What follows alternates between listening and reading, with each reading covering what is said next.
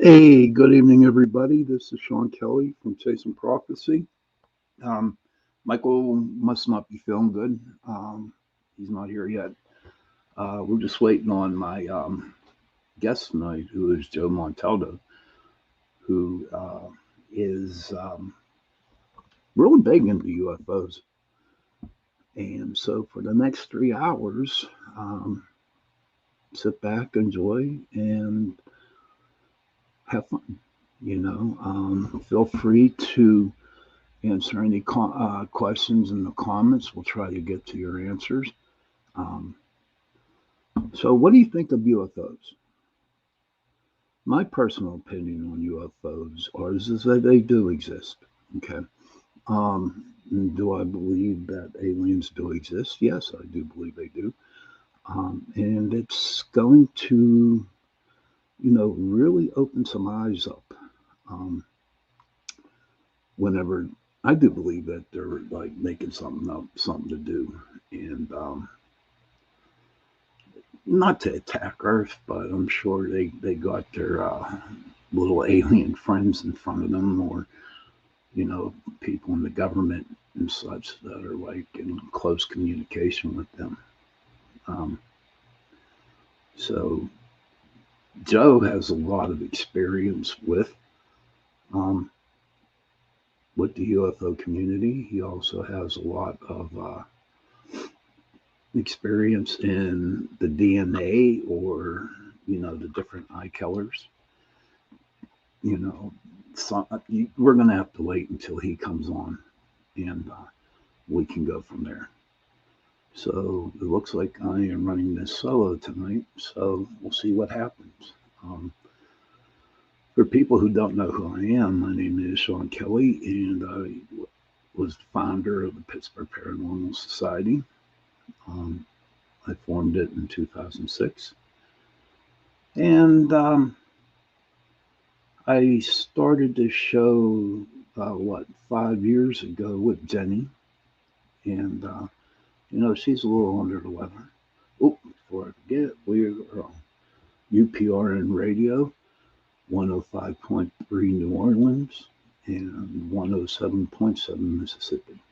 You can catch us on the Pittsburgh Paranormal Society Facebook page. You can also get us on the UFO Paranormal. Hello, Facebook user. Um, Welcome. I'm trying to remember who you are. That's okay. I'm just glad that you popped in and checked out the show.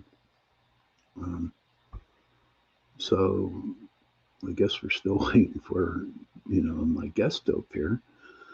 He's kind of busy man, and so I'm going to try to, keep going. Um, so it's like, I don't know. We'll see what the Scotsman. Okay, thank you. For some reason, for the last 2 or 3 weeks, a lot of people who go on to and watch the show on Facebook, they don't show their names or their faces, and I don't know have the reason why that they are.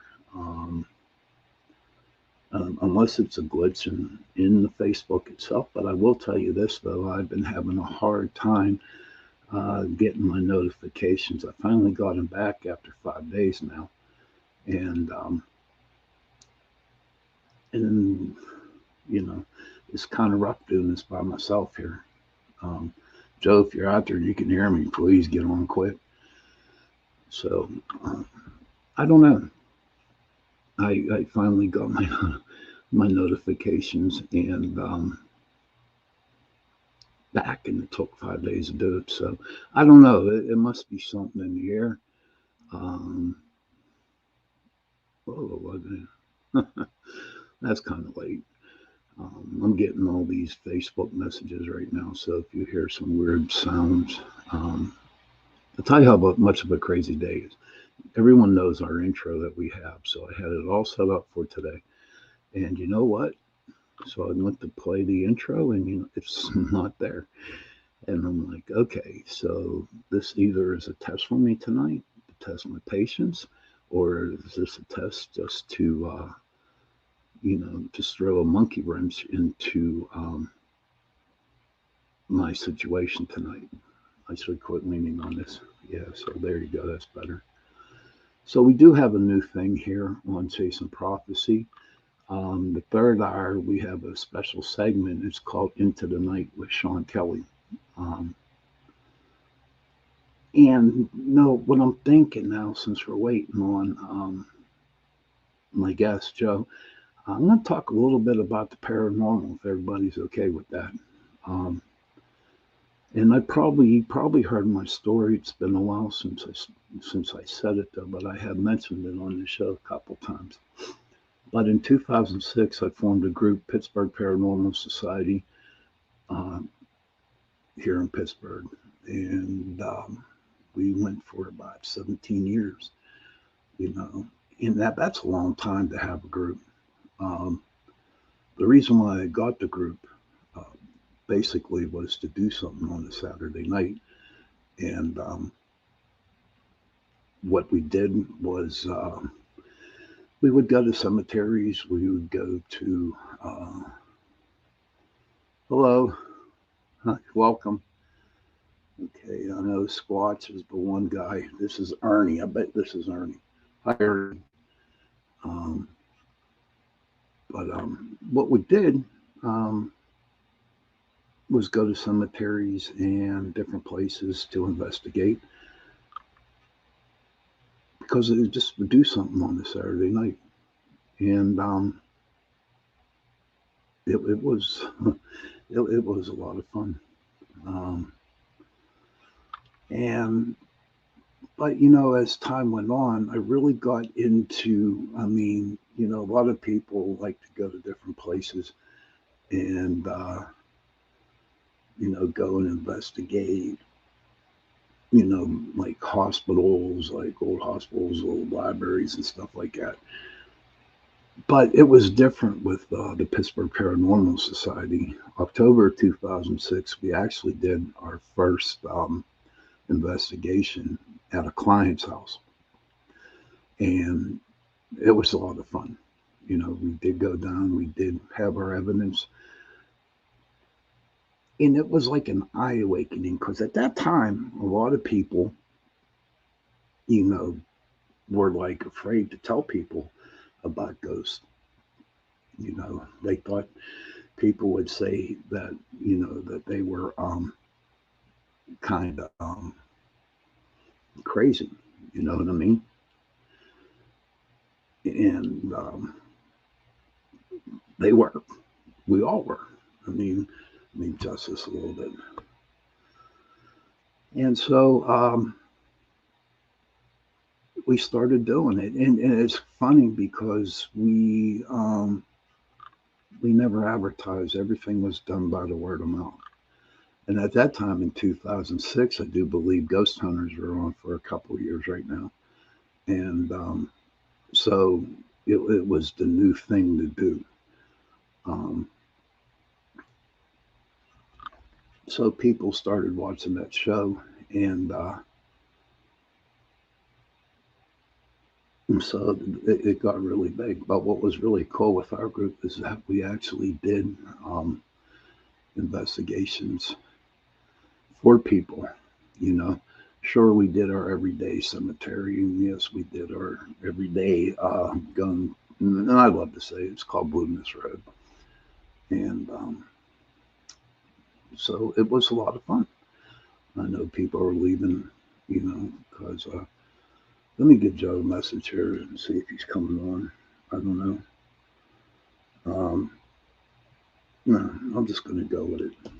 You know, this today is not a good day at all. But we're going to manage it for the next 2 hours and 50 minutes. So that's how we got started, and my favorite places where to go was Gettysburg and Antietam, Battlefield Antietam, was really great because we were down there in Antietam, and it's called the Dunkard Church.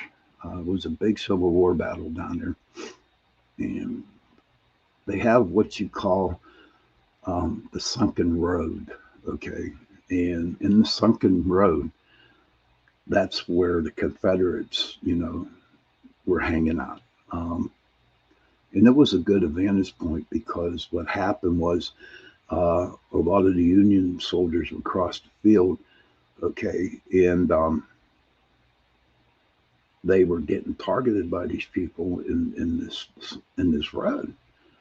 So eventually, what happened? There was a lot of lives lost that day, and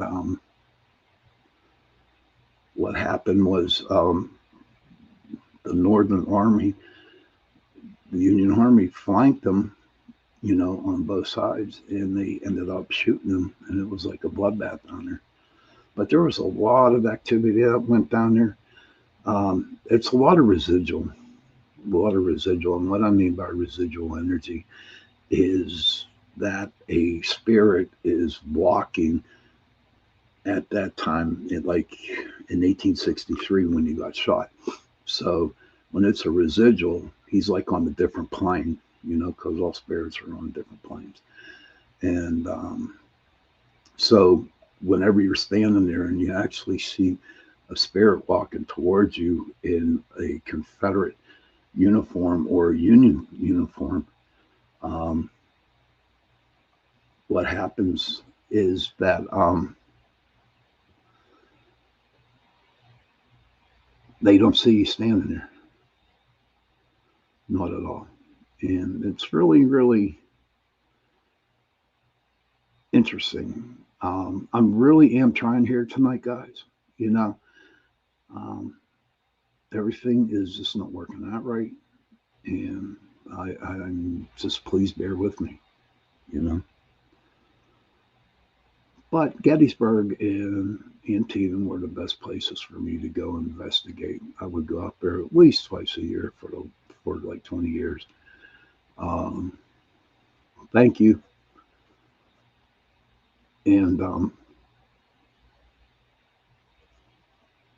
so it was funny because, the spirits that do exist, the ones that do understand what's going on, it got to the point where, they actually kind of knew who I was, and what was crazy is that people um, would go. There's a really haunted place down there called Sachs Covered Bridge, and what happened was after the war in Gettysburg, July 4th, 1863. Okay, when the Confederate Army decided to go back down into Virginia, they took the um, they took the uh, Sachs Covered Bridge, and what they did was that they hung people for desertion, you know, and there were like 3 soldiers that were hung on there. It was really cool. I got a couple stories to tell you from that. The one ghost that does hang out there, um, he's from Tennessee. And I don't know, he does like all the attention because if you go up there in the summertime, there's a lot of people that go on vacation up there who really like to ghost hunt. And so it took, he likes to show off. But I've come to find out that what this dude was like, he, all he had to do was leave him a cigarette. Seriously, a cigarette in the match, you know. And so, and that's what I continued to do. And he would just put on a show for everybody. Um, it was really cool because you'd see people who never, investigated before. This was their first time investigating, and a lot of people um, would, have their K2 meters, all kinds of other equipment that they use, and he would just like start messing with the equipment and stuff like that. And and put on a show. But I always left him that cigarette. And I also, you know, would leave him a match. And he did like his whiskey, but, that was kind of hard. I'd have to go there in the middle of the night, just to give him a little shot of whiskey. But, by just doing that, and, acknowledging that he was there, everything was cool. You ask him to come, and he would be there and start doing his thing. Now, there's another bridge up the road from there, and it's called the Eisenhower Bridge. A lot of people don't really know about that bridge, but they call it the Suicide Bridge because there was a lot of suicides that actually happened on there, on that bridge, and there was a lot of people who did kill themselves. And it's just a small bridge. It's nothing huge. It's not covered. It's just an ordinary bridge. And so we went there a couple years ago, and it was pretty intense. Some of the group members caught some really crazy photos of different things that were like laying into like laying next to the road and inside the bushes. And a lot of people would call that matrixing, but you know what? Some things you can't explain, even though it does look kind of weird in the picture. Um, but there's some things that you can explain. So um, that was haunted. There's a lot of many places that haunted up there in Gettysburg. But I tell you what, the big thing about Gettysburg is that people don't seem to realize automatically people flock to the bridge, Saks Covered Bridge, and they also flock to the battlefield because you're actually allowed to stay there till about on the field until about 10 p.m. And a lot of people go there, but they don't seem to realize that that battle actually went through the little town of Gettysburg. So what I would do, and I'd like to do, is like about 12 o'clock, 1 o'clock in the morning. There's no cars on Route 30 or 15, and I'd take a walk in. How far will you travel to check places out? I have gone as far as New Jersey, um, down to Maryland, Ohio. Almost made it to Indiana, but that was just a little too far. But I would travel to a lot of places. But I would have to, make a date and set to where I can get a weekend off.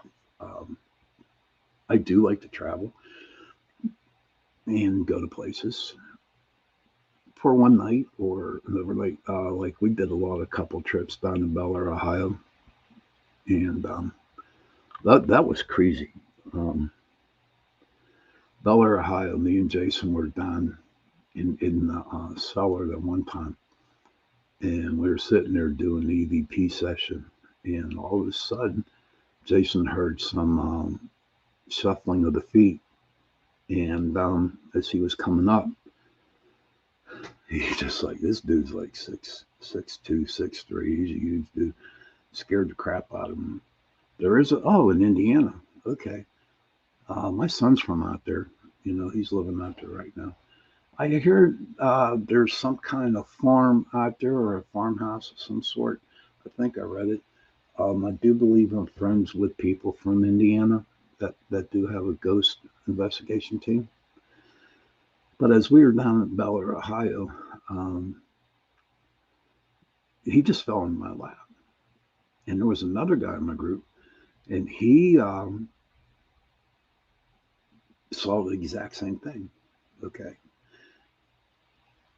And so he drew it, and it looked like a platypus. No lie, with feet.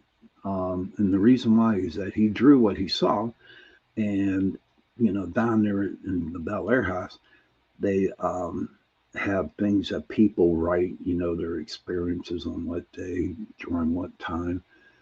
And so we were opening it up, and we saw a picture of this platypus type of looking alien thing.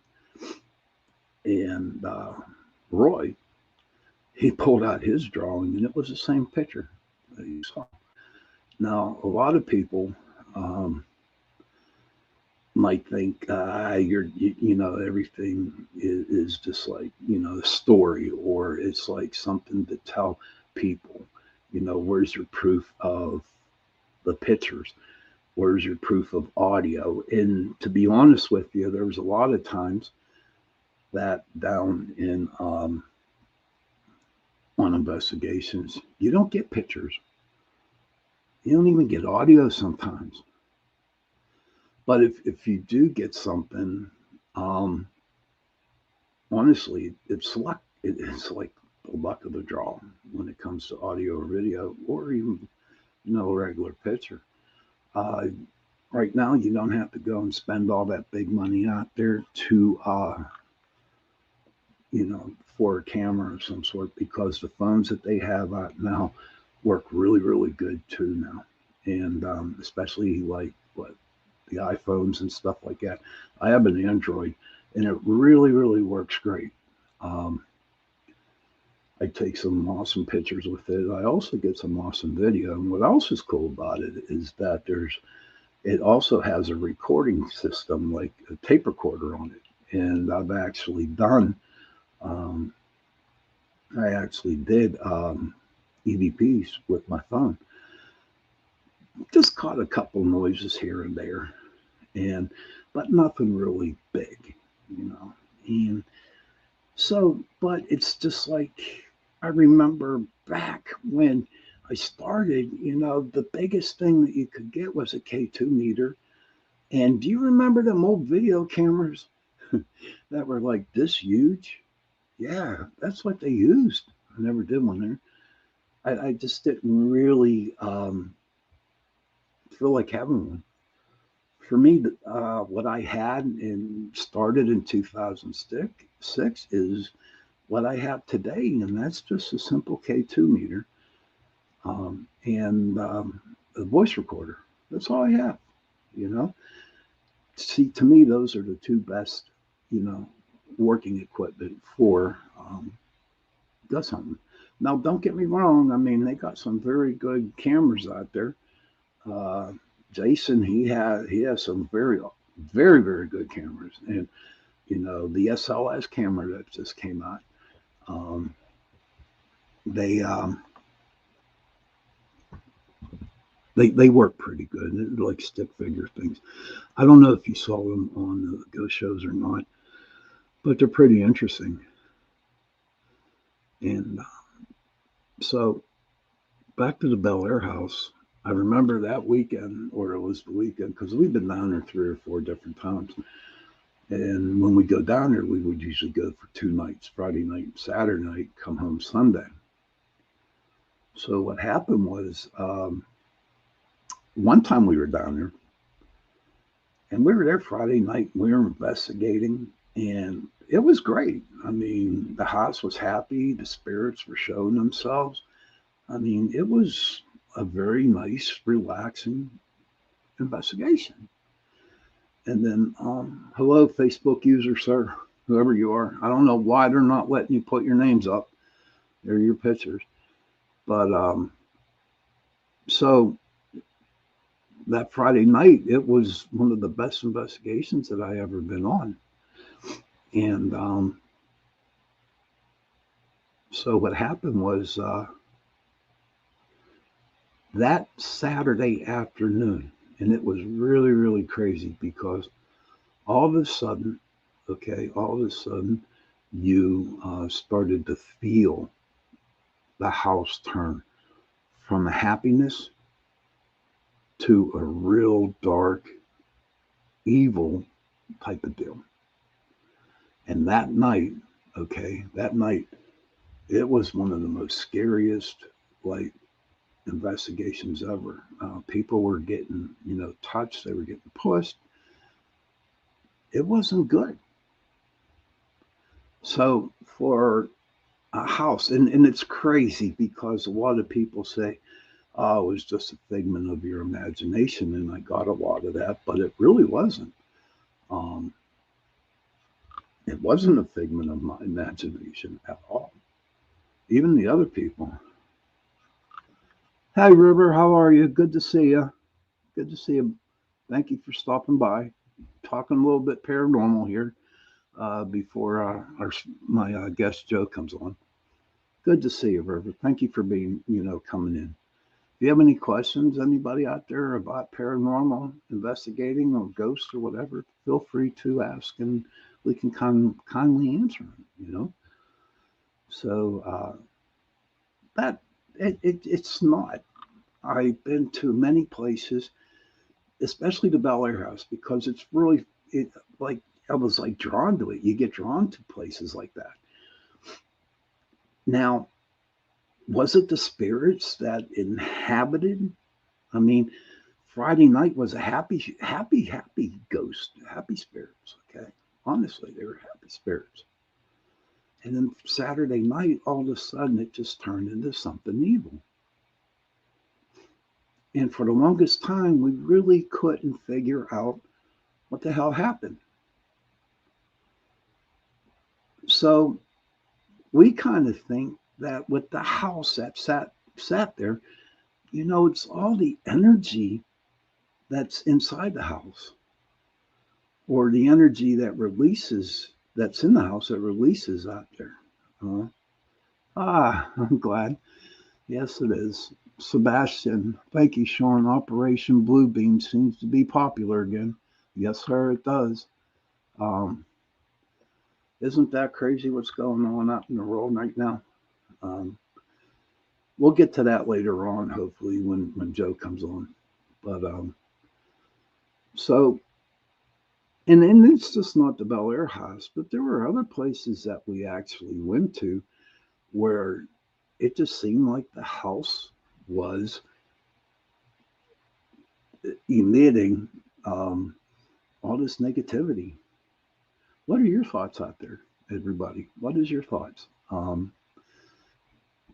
Do you think with the old house just standing there by itself with nobody in it, do you think that for all the ghosts and everything, or the Ouija boards or the witchcraft that has happened in the house, do you think the energy just actually just consumes inside the house and the house releases it? I'll be honest with you, I really believe it does. Okay. I truly believe it does. And, but what it's just amazing how, oh, there was the other house. There was that one house up in New York, same way, you know. Yeah, there were definitely spirits in the house, but it was just like the house was just releasing so much negativity, you know. Even in the woods, um,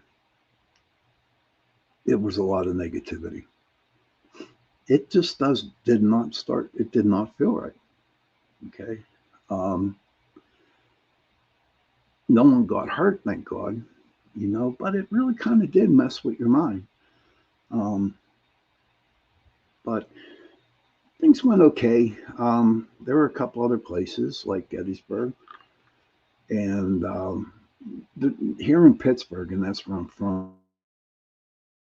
We got Carnegie Libraries from Brownsville. Something's going on here. Um, can y'all hear me out there? I got something new pop up on my thing. Um, oh, they went away. Okay. So I'm from Pittsburgh, and you know that Andrew Carnegie, who was really used back way long time ago, what he did was he built a lot of libraries for the people um, to go read. I know the main one, the Carnegie Library over in Homestead, was huge.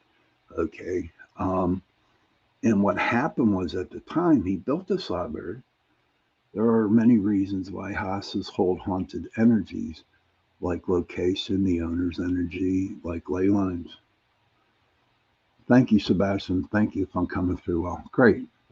Um, River, I've been in the business for such a long time, okay, that a lot of people talk about these ley lines, and I really, really never kind of understood there. I couldn't understand them. Okay. And so what I did, you know, that's something that I got to start looking into. But yes, River's right. You know, the energy's like the location. Now, a lot of places, you know, and I'm glad you brought that up too, River, because what happened, like, there's a place, Penn Trafford, and it's right near, um, it's near the Bushy Run battlefield. Okay. And with the, and that was back in the Revolutionary War. But there was a lot of some guy or some company bought a whole lot of land over there, and what happened was they started to put housing plans in there. Okay, and what was crazy about the housing plans, what was crazy about the housing plans were that they just built right on top of the lands. And I guess you do that for housing plans. I guess that sounds ridiculous. Um, but we did this one cul-de-sac. We actually did one house, and we ended up doing 4 or 5 other houses in the same area. And a lot of people were experiencing the same things at everybody's house. And what it was, did a little research on the plan, and basically what happened, the war came through there. And so there were a lot of dead soldiers, dead Native Americans, okay, that were killed there. And so that was it. And I hope to God I'm not boring you guys. I really hope not. But I'm just trying to make it past here, you know. Yeah, it's just not a good night tonight. So I'm trying to liven it. So how was everybody's day today? Um, River, Sebastian, how's you guys going? Uh, thank you, thank you. And so that's a lot. You know, I could go on and on and on forever about the paranormal. You know, and so all of a sudden I started to switch. You know, into the UFOs. Ever since I started this show, everything is good. Everything changed in my mind, you know, because it was like ghost, ghost, ghost, ghost, ghost. To me, that was the paranormal. But come to find out that it, you know, the UFOs started to kick in, the Bigfoot you started to kick in, you know, the cryptids started to come in, and I do believe I did see a Thunderbird. Um, thank you, Sebastian. I appreciate it. I appreciate it, sir. And but I did thought I saw a thunderbird, you know, a couple of years ago. It was a big bird in the sky, and it was a full moon. It was creepy as hell. It was a full moon, and this bird just, you know, because a lot of people thought it was a turkey vulture, but it really wasn't. Okay, it wasn't a turkey vulture at all, because we have no turkey vultures here in Pittsburgh, not that I know of. I know that they do down in Ohio, okay, because I've seen them and them suckers are huge. But not around here though. We really don't have too many of those. Um, but to see a bird that big, you know, Lord, I want to go see a Bigfoot. You know what I mean? I want to go see. Um, I want to see a cryptid. I want to explore this stuff. You know. So hopefully sometime this year that I could hook up with somebody and go on a Bigfoot investigation. That would be great. You know, I would not know what to do. You know, I mean, I'm from the city of Pittsburgh, so when it comes to camping and when it comes to the woods, um, I'm really not much of a camper. Give me a hotel room and I'm happy as a jaybird. You know what I mean? But so where everybody lives, who's in like River, Sebastian, are there any cryptids out there where you live? Anybody? Squadsman. I mean, can you like to share some of your stories with us and tell us where you're coming from? You know what happens down in your neck of the woods. That would be truly appreciative. If you can. If you can't, that's okay. So 3 years ago, what? No, I'm sorry, 5 years ago, I started chasing prophecy with Jenny Nicosia. Okay, and so she like kind of opened up my mind because okay, none in Indiana, none in South Carolina. Okay, I was in South Carolina. I was stationed in South Carolina. To be honest with you, I was in the Navy. We were stationed up there at the weapons station. I forget Goose Creek. Does that sound familiar? Tennessee has so many great haunted places. Oh, that's what I heard. Now, River, I hear a lot of things about the Appalachians Mountains, uh, or is it the Ozarks down there? Um, I read a lot, and I watch a lot of YouTube videos on them, and it just seems interesting to go in there. Like it's funny because I do follow TikTok a lot, and there's a couple people on there that talk about the oh, Florence. Okay, all right, I know where Florence is at. Charleston, South Carolina is beautiful. Honest to God, if you can, it is so gorgeous down there. The houses, the buggy rides with the horses. It's just very pretty. But back to Tennessee, I look at these people, and they talk about. They always say, if you're hearing your name outside, do not go out because they'll get you. Have you ever experienced anything like that, River? Um, or anybody out there? Feel free to come on and talk to me about it. Talk to everybody here. This is an open forum. This is all for happy. Tonight is just a happy night. And whatever you want to talk about, just come up and say something about it. Sebastian, there are dogmen, werewolf, and Bigfoot sightings throughout Britain. Plenty of UFOs also.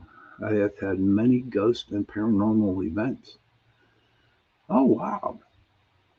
Now see, it's funny. I guess I'm so in tune that, looking, reading stuff about the Bigfoot and the dogman and the werewolf out here and in the States, but I didn't really realize that in Britain there was a lot. That's crazy. Um, I can see where there's a lot of plenty of the UFO situations out there because you're surrounded. You're one big island, so I'm sure they have a lot of um, underwater bases out there. Well, maybe Joe can answer that if he comes on. You know, um, and I can. You saw. River says, "Well, I have seen 3 UFOs in New York State growing up." What did you think of that, River? I mean, what did you think when you first saw your first UFO? What was it like? Um, I see them one every now and then if I go fishing at North Park. I look up in the sky and I see them up there. But back to Sebastian there, buddy. Excuse me. But over there in Britain, I can understand all the paranormal events happening over there. Especially around, the castles. I have read up on some of the castles out there. Now, my ancestors are from Ireland. They're from Galway. They're from County Mayo, County Clare. And okay, Sebastian says a great guest for you would be Deborah Hatswell. She fronts the BBR channel on YouTube. Okay, let me go write her name down. Okay, I would be happy. Thanks on that, Sebastian. Let me write her name down. Um, so, but you know what else? Since you live in Britain, Sebastian, I was wondering, um, do you believe in fairies and like, oh wow, we might be related. We might be related. Uh, Deborah Hansel.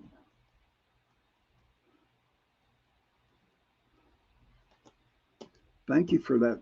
Thank you for that info. I'll send her a message. Thank you very much. Say, we might be related, Sebastian. That'd be cool, huh? River Rose says, I saw one in 2014 in the winter, high up in the clouds. It was a cigar shaped, golden hued UFO. I had to pull the car over to really look so I wouldn't crash, but it was a sight. Wow, that would be sweet, you know. Um, that's cool, you know. Um, I really wish now um, a lot of people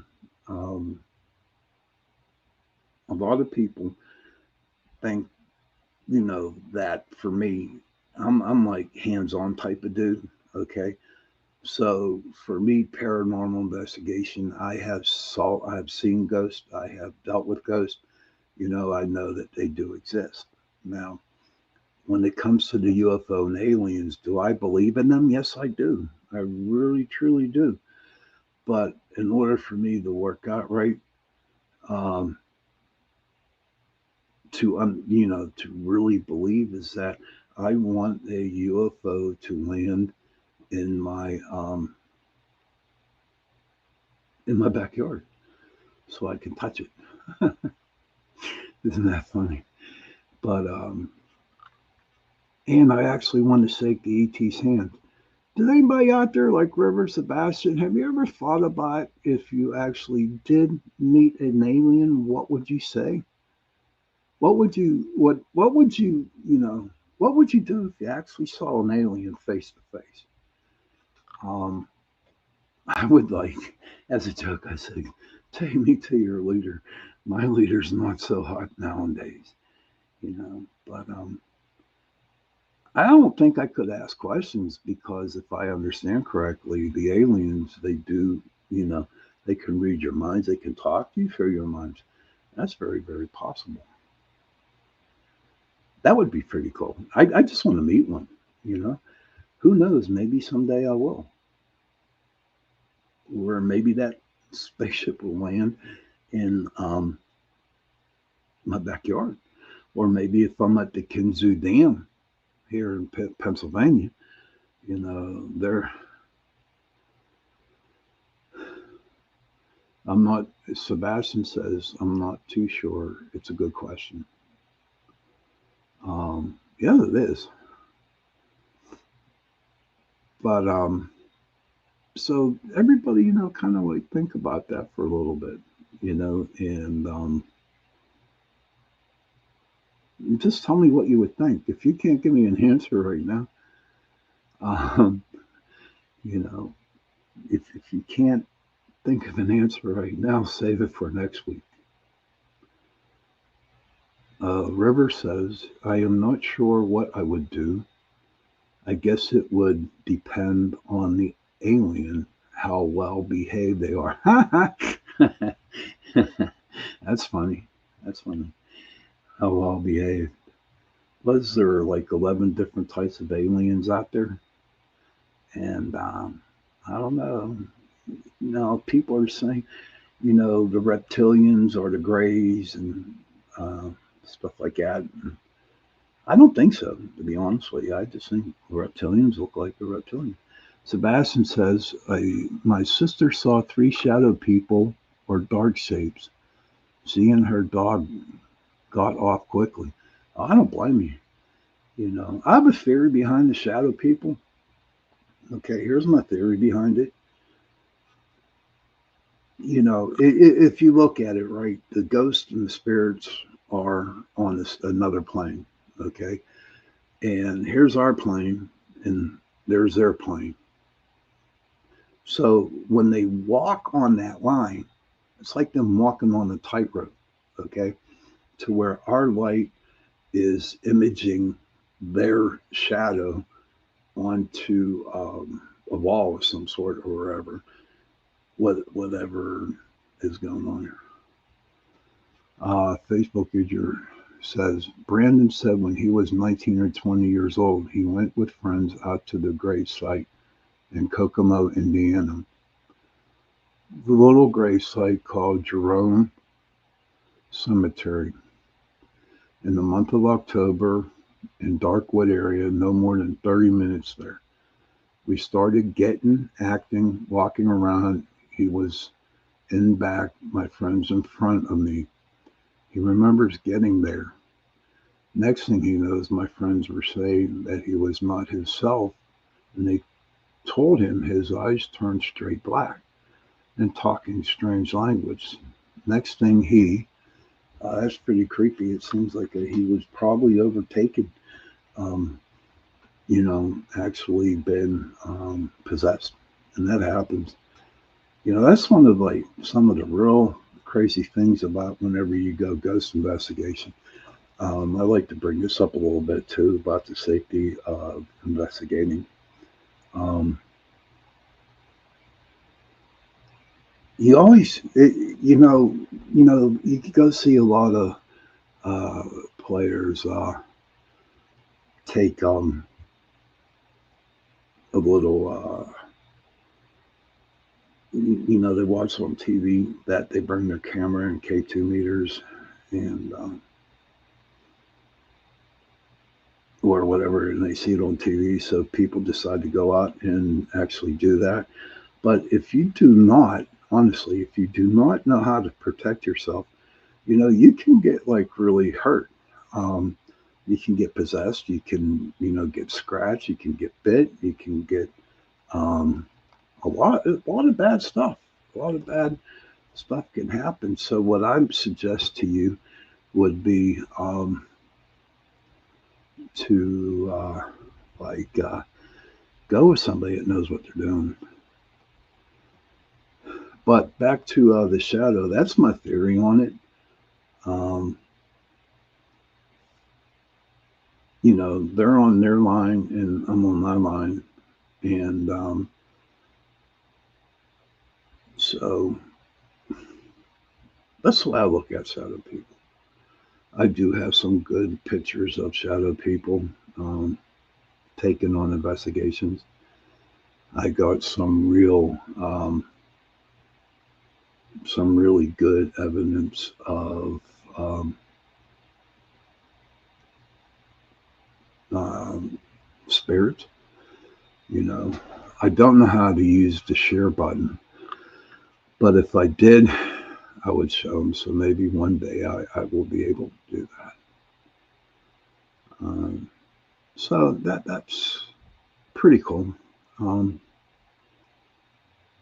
let me see if my boss is there. If anybody else has any ideas, um, what they would like to talk about, we still have 2 hours to go.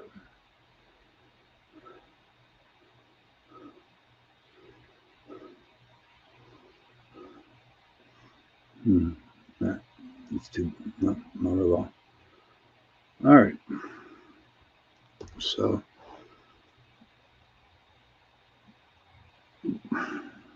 I'm just like lost. Oh, you know what to talk. So I'm just going to keep on talking. I appreciate people helping me out.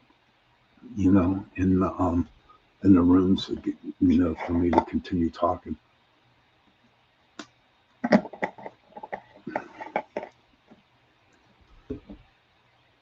So that's basically okay. It's 8 o'clock.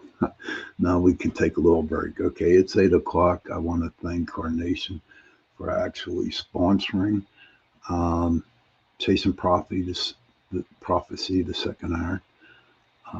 And thank you, Carnation. Thank you. Um, so What I want to do right now is, whoop, sorry, okay, is just talk. I might not even make it to a third hour. I don't know. Depends on how I feel. But I will tell you how I feel about what's going on in today's world now. It's not nice, you know. Oh, okay, Sebastian. Thank you, River. Thank you. Sebastian said, I was with a friend at a place called Single Hall back in 1997.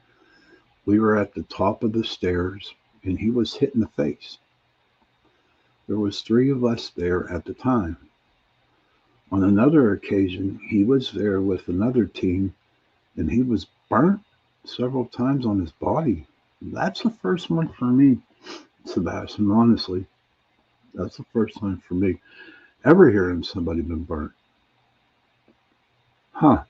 Now, I've seen a lot of people get, like, for instance, one time I had a bite mark on my arm, and I've seen a lot of people get scratched, but never about the burn.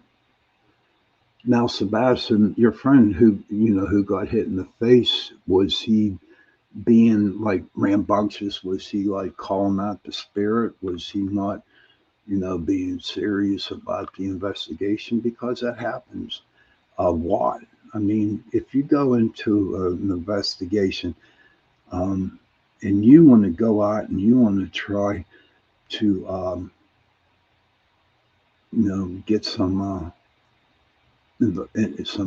stuff, some evidence, what you do not want to do, okay, what you don't want to do is do that. You don't want to call them out. It's just like me, Sebastian. You're dead, and I come to your house, and I want you to respond to all the questions that I have. Okay, and I start calling you every name in the book. Well, let me ask you this: would you want me to come into your house, Sebastian, and call you every name in the book so I can get a response out of you? Okay. See, people don't seem to realize that spirit, ghost, however you want to call it, right? They were human at one point in time. They were human, and okay. Sebastian says yes, absolutely, spot on, Sean. He was using prompting sarcasm to affect a reaction. Yes, and so he deserved that. You know, you just don't do that. You just do not go and provoke a ghost just to get some attention, because it's not going to work. You know, it it wasn't too bad though. Okay, okay, but I want to thank for your kind words, Rivers. Thank you for hanging in there with me, and Sebastian, and the other of the people who are in here listening. I really mean that from the bottom of my heart.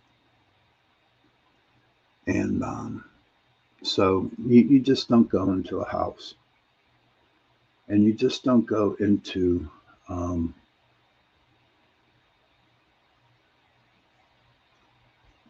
places like this. Okay, um, and call a person out. I always believed when I first started the group, I always believed that if you show them respect, in return, they will respect you and they will give you more evidence. They'd be more than happy to talk to you through the EVPs.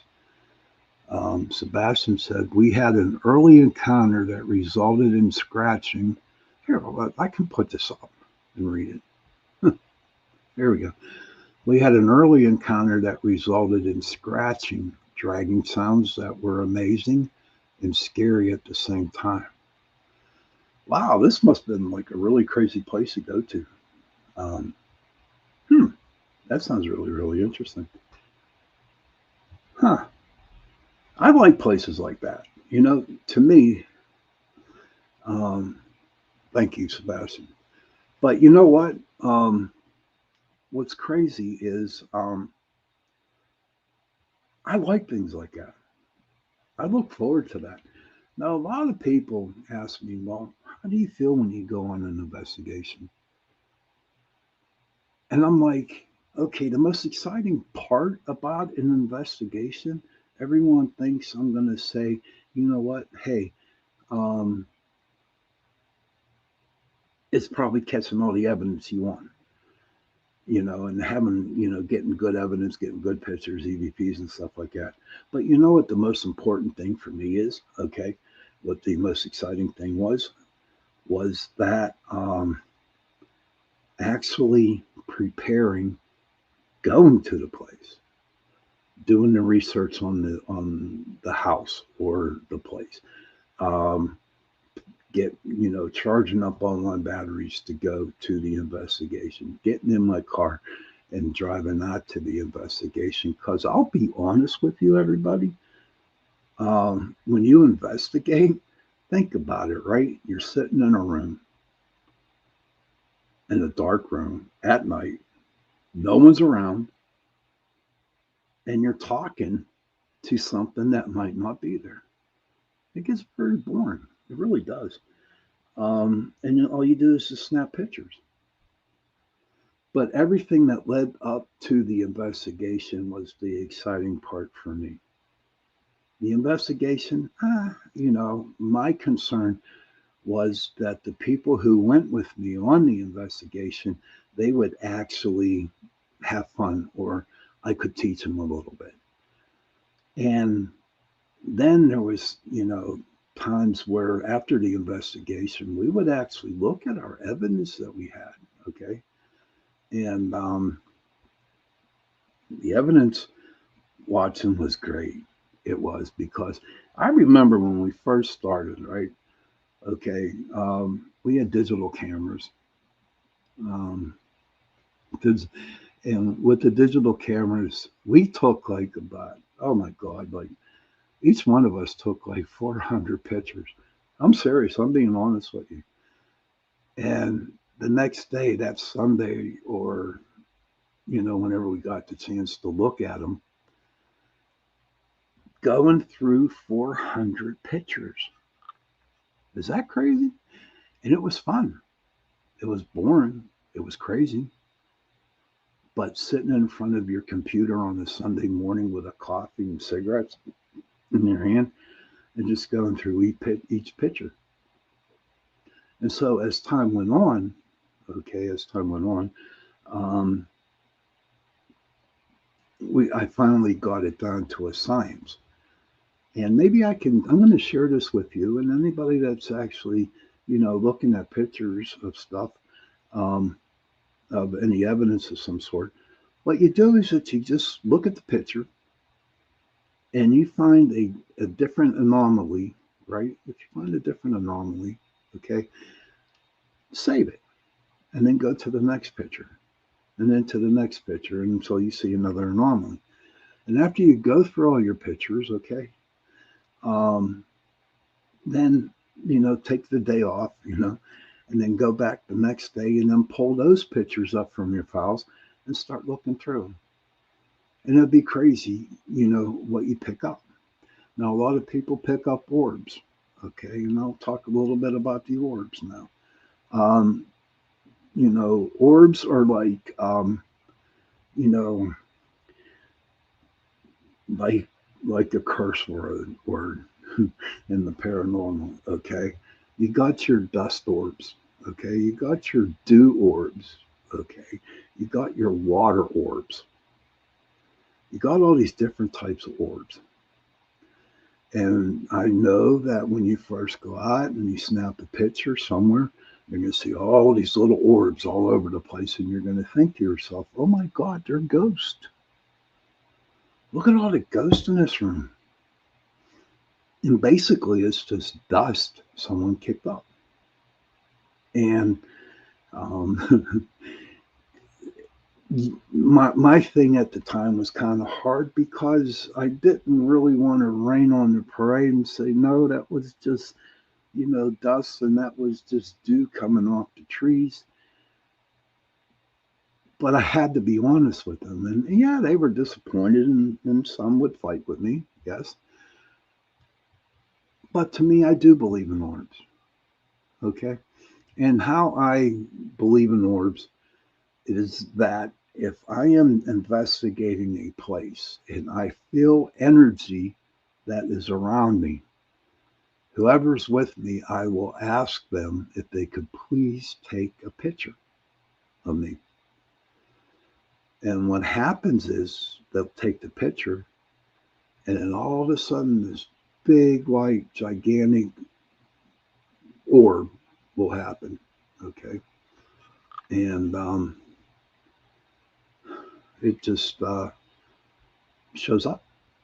So it's like kind of like proof, you know, it's kind of like proof that happens that orbs are for real, but there's a lot of orbs that are not. A lot of orbs that are not. And so I'm doing pretty good. All right. What do we got? We're at 1 hour. Wow, I made it 1 hour. I'm just going to double check and see if my boss is on yet. Nope, not yet. That's okay. So, does anybody have any other stories out there that they would like to share? Um, oh, back to Sebastian. You being over in England, all right. I want to know what is your there? Okay, River Rose. Okay, thank you, River. River says, when I used to work in nursing, I once worked at a nursing home. I can bring it up. I forgot. When I used to work in a nursing home, I once worked at a nursing home attached to a Catholic nunnery by a underground elevator. I got to hear so many stories of the basement attached to the nuns building and nursing home, but one stormy night I got stuck in that elevator. Oh my God, I would go nuts because I'm claustrophobic. And it was particularly stuck with doors open to the nun side. Oh my gosh, I had to crawl out because the lights in the electric went out and run through the creepy basement to the stairs to go to the nunnery, passing scary statues, lightning. Oh my God, girl, God bless you. Oh my God, I would have had a heart attack. Yeah, I would probably have a heart attack due to the statues that you saw. That's funny with me. One of my biggest fears, I have two fears that, um, and now I'm not ashamed to say, my two biggest fears are clowns and baby dolls. Those are my two biggest fears,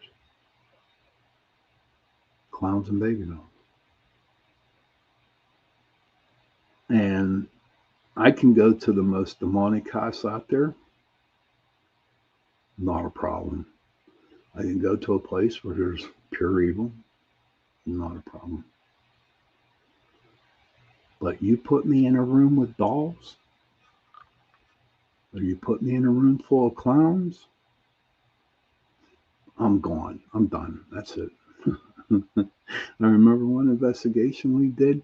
It was a house and it was haunted. And so we're walking around through the house. We're doing a little walkthrough before the investigation. Opened up a door and there was a room full of dolls. I panicked. Honest to God, I had a panic attack.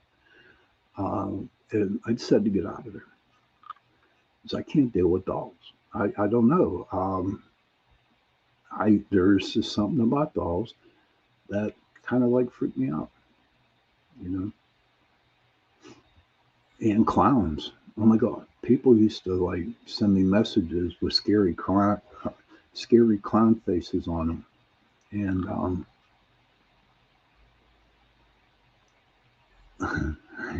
I would get them back. Yeah, I would. Excuse me while I get something to drink here.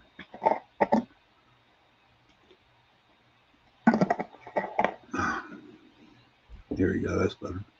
So yeah, clowns and dogs are my worst um, fears. Any other thing? Camping at night. I don't know if I could do in a tent. I mean, I would have to have armed guards around me, or I would have to put up one of them electrical fences to keep the bears out. You know, that would be funny.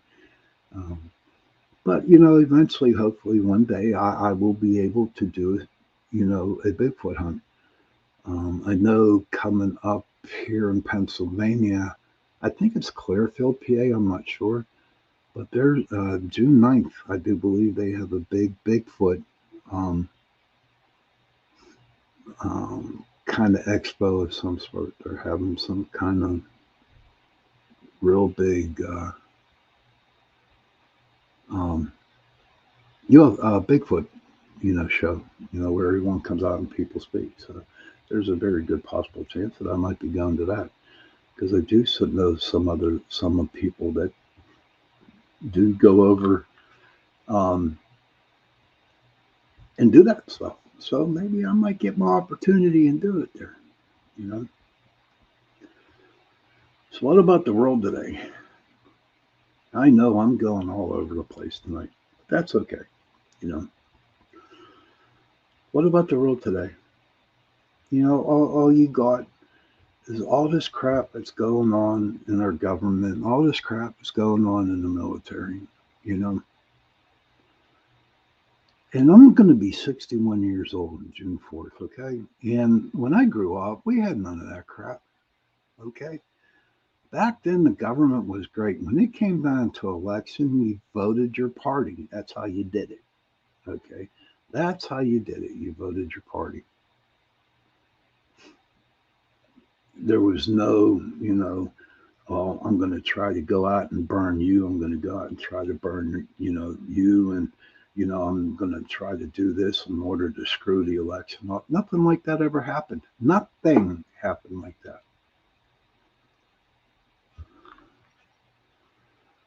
Sebastian said, David Paulides says that they are closer to human than ape. I believe that. We had a couple guests on who are Bigfoot hunters and studied a Bigfoot. And they were saying the same thing that they are more close to human.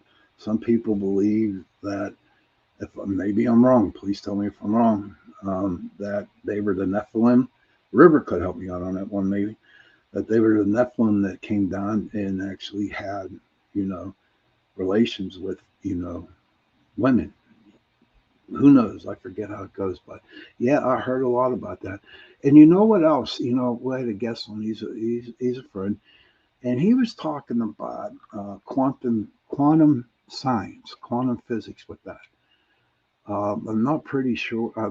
I don't understand quantum, but it does seem that they can. I know quantum's energy, okay, and energy moves. So is it possible that the Bigfoot, right, use that quantum energy? Like one minute they're there and the other minute they're not there.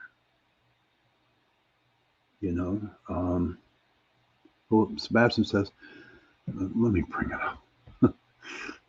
Sebastian says, I think that the West has been infiltrated, Sean. Total control of the financial systems, etc., has led to a decadent society. So true. I believe that. It's all about the money. It's all about money. But you know what? They got this so-called digital shit going to be happening in July 4th, where you won't be able to spend your money like you used to. It's all going to be online and some big central banking system, and they can tell you what they want you to spend your money on. They can deny you from spending something on. But you know what? Think about it. You can't do that. You cannot do that because somebody who sells illegal things to other people are not going to say, "Well, let me go to my bank and let me send you this," and stuff like that. Think about it, right? They need the real cash. Um, I just know that there's a lot of crap going on right now in this world, and they are throwing busters at us, so we don't actually see what the hell's going on. But I know that deep down in my bones, something is. You could just feel it. You can just feel like something's happening. Um, when the report came out, Barnum's report, okay, all of a sudden, the liberals are going nuts. Not the liberals, but the people who were involved with the 2016 election, trying to destroy Trump. There was so much in that report that actually proved that they were trying to do that to the man, you know, and eventually he still ran. Oh, Sebastian says, okay, I'm sorry. Um, no more savings.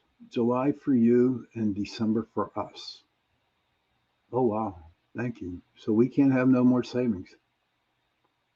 Oh, wow. That's not good. That's not good. Sebastian, well, I would like to have your opinion as before I get back to the other thing I was talking about. What did you think of the coronation with the new king? If you want to answer, this is a good place to share your thoughts, what you think. You're more than welcome. Yeah, I'd like to know what your thoughts were on that coronation. I don't know. It was kind of creepy because, it's funny. You saw all these videos that people put out, and they're always pointing at something that that doesn't make that doesn't look right. Like the the king is a freaking reptile, a reptilian. That's CBDC digital currency. Thank you, dude. Thank you, dude. I appreciate that. I got to get you on here one day on the show. I'm gonna have to get you on. Um, and speaking of David Paulides, right? Okay. Um, I have to share this with you. I don't know if you heard about it yet, but um, he has a new book out or a new story. Maybe like 7 months ago. I saw it on. It is called Missing. It's David Paulides Missing 411. Some came back. Has anybody ever heard of that? It's on YouTube, and I just was going through YouTube today, and I was wondering um, if anybody saw that because after the show's up, I'm off tomorrow, so I'll be able to um, watch it and check it out myself. I do like David Paulides. I do like the Missing 411s, um, but that's another show. Sebastian says, I am not a royalist, not keen on these evil people, and the king is WEF. Can you please tell me and our listeners to what WEF? If you have to swear, it's okay. You can swear. I don't know. Okay, but that I didn't know there were royalists out there. I thought everybody loved the queen and everybody loved the king. All right, hold on a second. Sebastian says, I have most of his Ariel books, bar the last two. Sounds very good. Yeah, it does. See, I'm not really good at reading books. What's this? World Economic Forum. Oh, okay. I've heard about that. Word came up today on the news. But yes, back to the earlier books. They are. It does sound, and I'm really seriously looking forward to it. You know, watching. So we started talking governments, and we started talking what was happening in the world, and there's like 3 or 4 people just left the room, but that's okay. You know, I'm okay with that. Um, I'm surprised that my sponsor didn't show up. Not sponsor. I'm sorry. Um, I'm surprised that my guest Joe didn't show up tonight. Maybe he's a really busy man, so he has a lot of stuff to do, and maybe he got caught, or something. I don't know, but that's okay. I think I'm doing okay so far. Um, so to me, life is okay. I don't think we're going to do the third hour. I'm not sure yet, but I think I'm doing okay. Thank you for all the encouragement and all everything that you guys have talked to me today so far. So I really appreciate it. But I think I'm doing okay. Oh, here we go. Club of Rome, Trilateral Commission. They are unelected, autocratic dictators. Huh? Didn't know that. You know what? I'm going to have to check them out, buddy. I'm learning so much about, the American, government. It'd be nice to learn a little bit about, the English and see what's going on over there. I will tell you this, though, when I was in the Navy in 1981, I was stationed over in Holy Loch, Scotland. And I will tell everybody that the United Kingdom is a very, very pretty place. Okay. I know we were in Holy Loch. I'm not sure if there's a naval base up there anymore or not, but it was surrounded by mountains that were lush green, totally lush green. Sheep on the roads, the water breaking up over the roads. And the really cool thing about it was in town, it was called the town of Dunoon, was the town that we were nearby. And that's where they held the cow games at. That's where everybody all over the United Kingdom go and they, throw hammers and they throw telephone poles and stuff like that. But yeah, the United Kingdom is gorgeous over there. So, what do you think of fairies, Sebastian? Anybody out there? Here's another little topic that we could talk about. You know, um, what about the little guys over in the forest, the fairy realm? Um, what do you think? Does anybody have any ideas if they believe them or not? Um, I do, and I'll tell you a story. What happened a long time ago.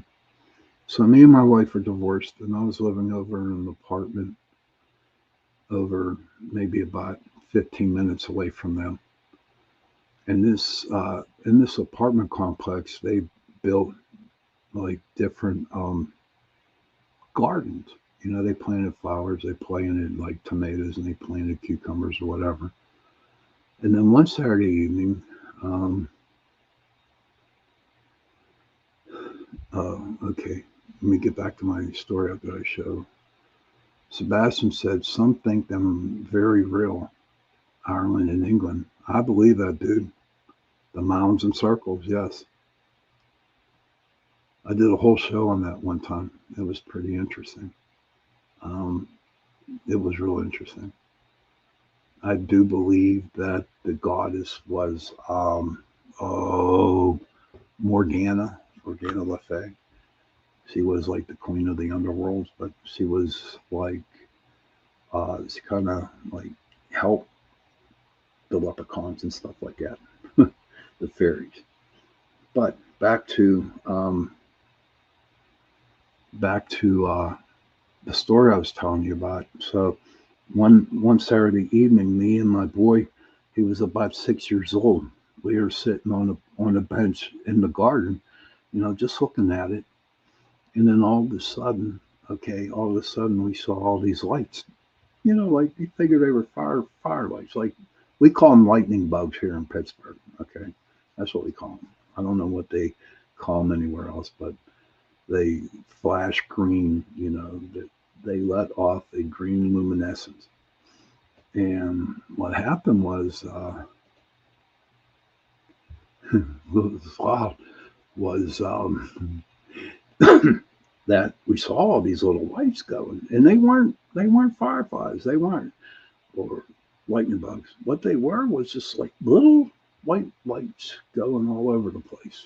Okay, all over the place. And when my son was like, "Daddy, look, Daddy, look," and we went over and we checked it out, and they all just went away.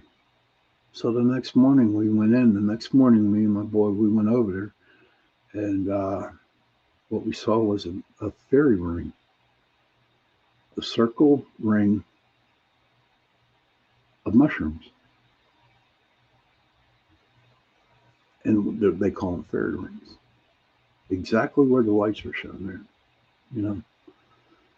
And I thought that was amazing. That kind of like opened up my eyes because at the time when that happened, I was starting to study meditating. I was starting to study the metaphysical things, and the gnomes, the fairies, the angels, the demons, and stuff like that. I was starting to study that, and especially the meditation. So it was kind of intriguing, and the more that I mean, that wasn't the only time that it happened. It happened a lot more times, right? But it happened a lot, you know, and it just became intriguing, And then, I met a lot of people who have their own shows. Trish, she has a show on here, and the missing piece, Trish Mo, and we got into talking one day on fairies and leprechauns and stuff like that, and she's a believer in them too. Uh, I think it's pretty neat, the little people, that they call, you know. But yeah, so I really, believe that they do exist. Okay. Um, well, we're covering everything tonight, you know, but we're still making it. We're still making it. So tell me, everybody, should I do another hour? I want to. I have to. It's my job. Okay. It's my job that I have to do it. And it's going to be into the night. And I'll start, come think about something else to talk about. I really would like to tell you what's going on my mind. So if you really want to know what's happening in my life today, feel free, please hang on. It's going to take a 30-second break, and we'll start the new one. But it is a new segment that I have on. We have on Chasing Prophecy. The third hour is Into the Night. Okay. Also, I'd like to bring up something to you too. I also have my show Into the Night, and I really, really would like to get that back. Okay, but due to certain circumstances, I had to, make Chasing Prophecy a third hour in order for me to do what I had to do. And but I hope we don't know what's going on. Everything's up in the air right now. What's going to be happening? Um, so we'll see what we can go from. So if you really want to know what's going on in my mind tonight, feel free to stick around from 9 to 10. Okay, and then you'll be able to hear what's going on. That's one thing I do tell you is I do tell the truth. Okay, I am not afraid to express how I feel. Okay, and there are times and days where I just really need to let loose. But you know what? I'm not going to be that on here tonight. I'm not. It's not worth it. I have very good friends on here who are in the chat room listening. And I got people out there who are listening in other parts of the world. And so I'm not going to ruin that. I'm going to ruin the friendship. I made a lot of friends on here. I met a lot of new people, a lot of good people, you know, and that's great. That's good because and what I do is I learn from you guys too. And so I'm going to take another drink here real quick. All right.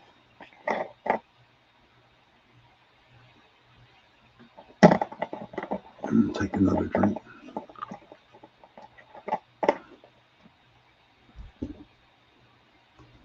So where should we go next?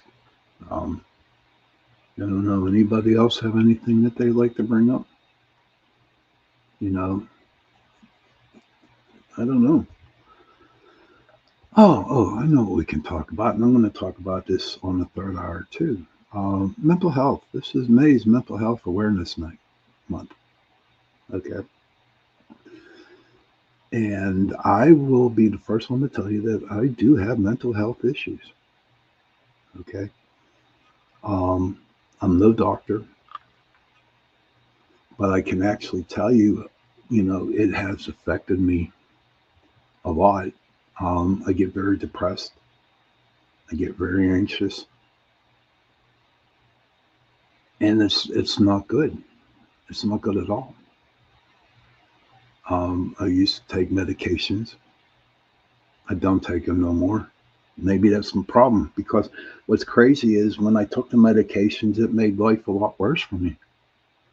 Okay, it just really put me in more depression. But you know what? Like a friend of mine said, that the medicine is supposed to help you out.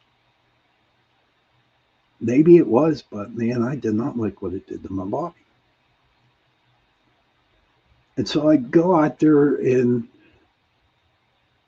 even though I don't see you guys, okay, and I don't see a lot of people, but I do want you to know, okay, I really honestly want you guys to know, okay, that I do pray for you, and I do care about every single one of y'all. A lot of people, they have a hard time dealing with that. They have a hard time, accepting the fact that there's somebody out there that really cares for them.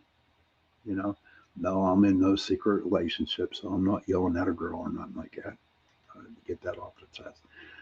But no, and it's hard, and with the world as it is right now, okay, it's bad. It's bad, and it is affecting everybody. It's really, and it affects me. You know. Thank you, Mandy. And it's affecting me, and it's like, okay, let me see what Sebastian said here. You would like Jerry Marzinski, Sean. Well worth looking up, and would also be a great guest. Thank you, Sebastian. Appreciate. I'll write that down right now. Jerry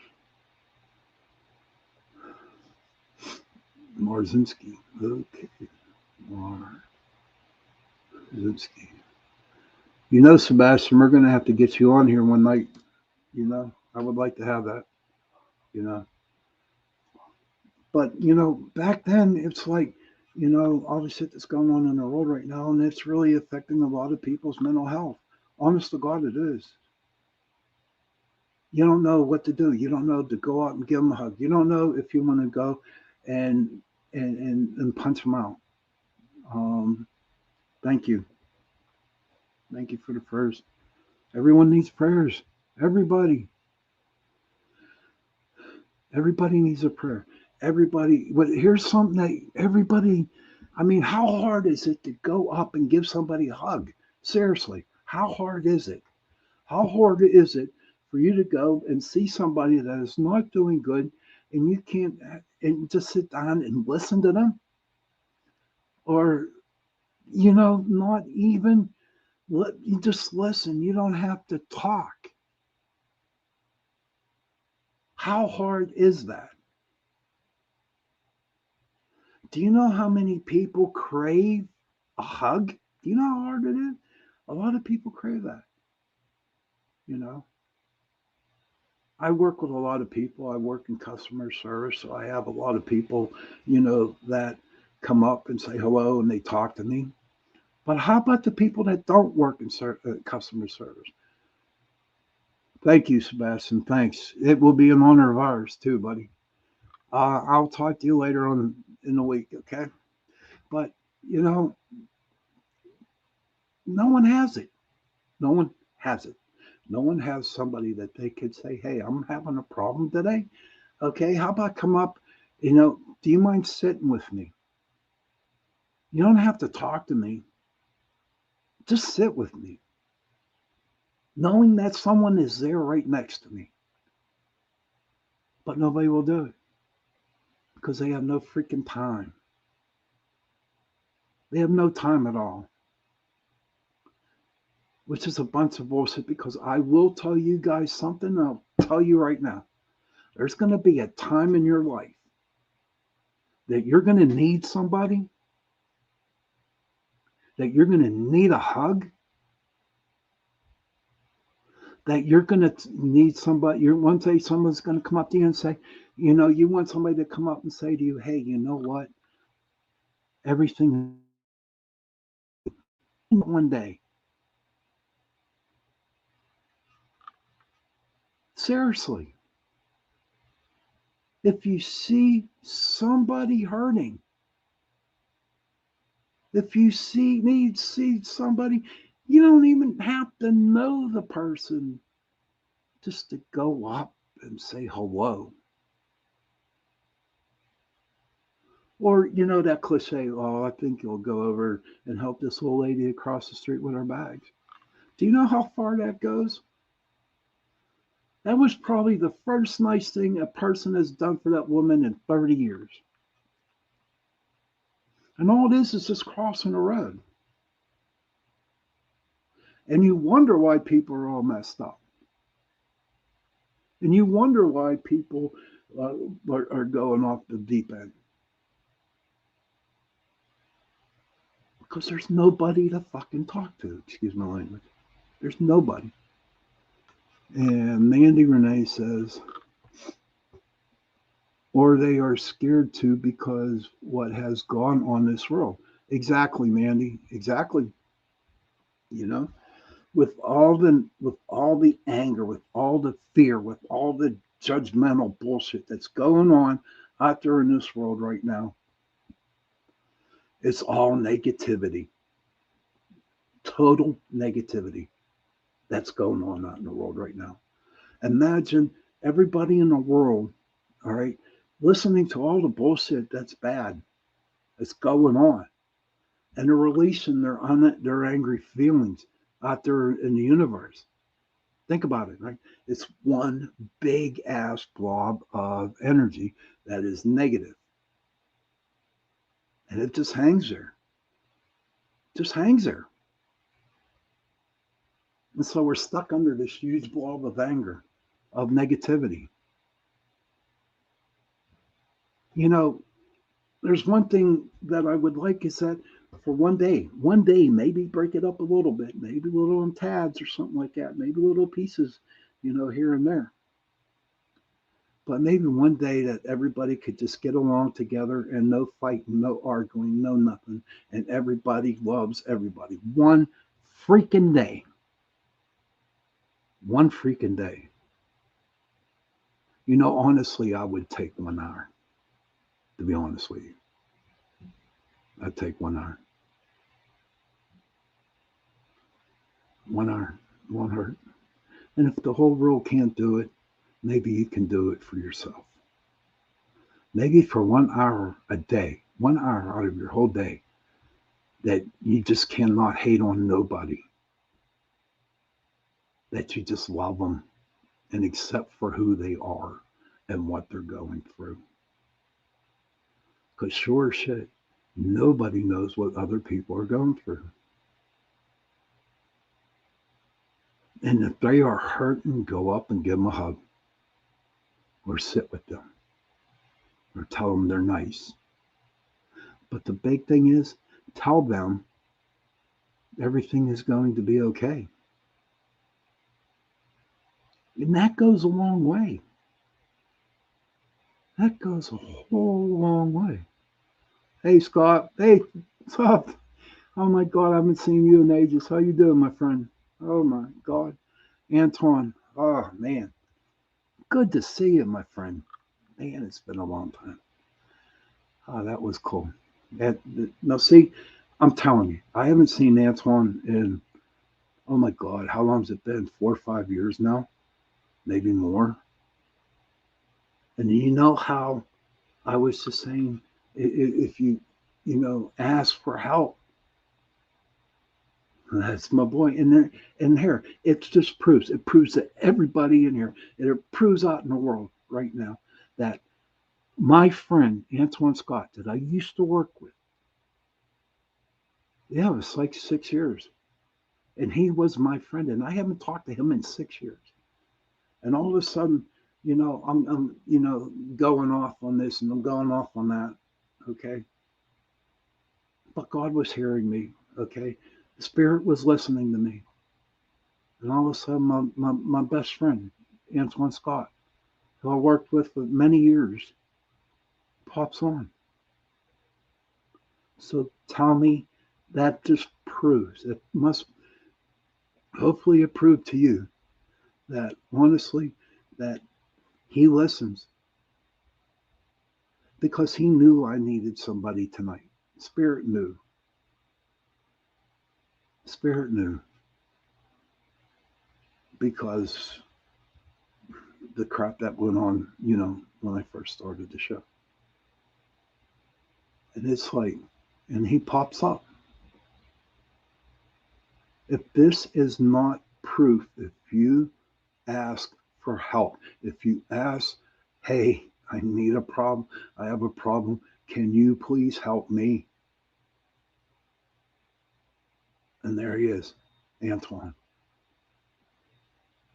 And it does. And Sebastian said, Sebastian, meet my friend Antoine. Antoine, this is Sebastian. He's from England. He's a cool dude. I like him. Really good dude. Um, but yes, Sebastian, it is fantastic.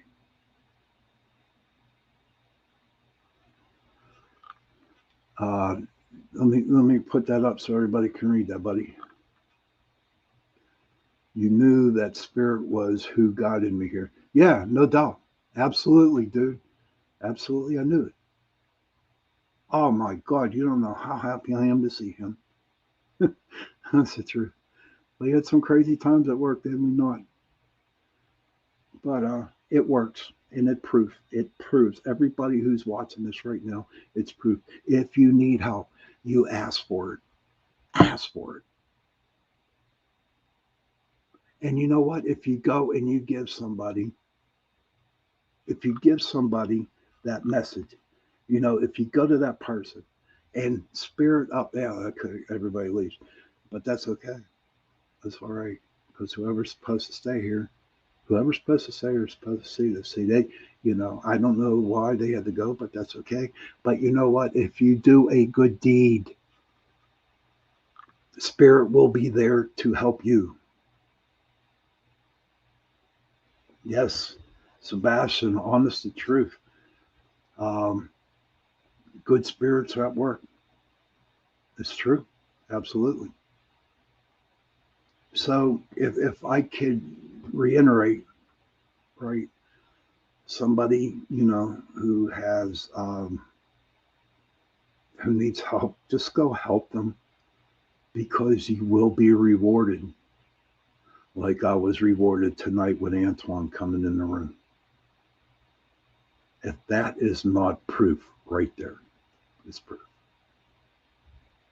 Definitely, it's proof. You know, but okay, we got about 10 more minutes left of this show, but don't forget, in 30 seconds, right? Um, we're going to go to um, the segment Into the Night. Um, so please hang around, for the 30 seconds and, we can continue talking. But, I will, find something else to talk about. You know, you don't know how much I appreciate everybody who was in the chat room tonight encouraging me, being there, telling me it was okay, telling me everything will work out. And it is. I got 11 minutes and I survived, which is cool, you know. Maybe my Joe, he was busy tonight. Maybe he couldn't get to the opportunity. But again, think about it. This is how the world works, right? Michael couldn't make it tonight, or Joe, okay, nor Jenny, and it was just me, okay. Would you consider this a test? Possibility. Not by them, but by spirit. Maybe I needed to talk like this. Maybe I needed to share what I shared tonight. Even though I was going all over the world with everything, maybe I had to do this. And you know what? I'm grateful that I did. I really am. I'm very grateful that I did. Antoine, honest to God, Sebastian, thank you so much. River Rose, God bless you, girl. Mandy, God bless you. Everybody else who was in the room, God bless you all tonight. It was great, you know.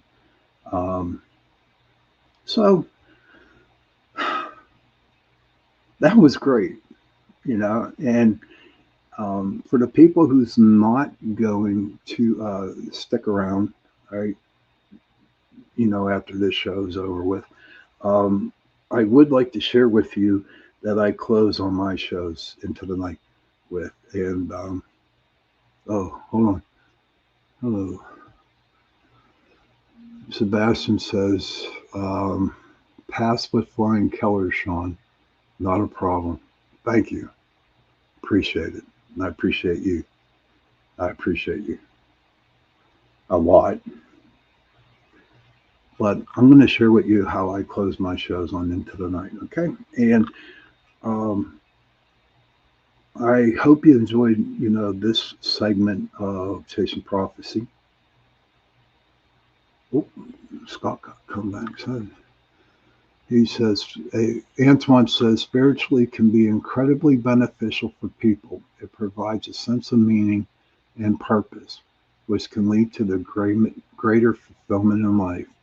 You are so right, Mr. Antoine. You are so right, my friend. Oh, man. God bless you, dude.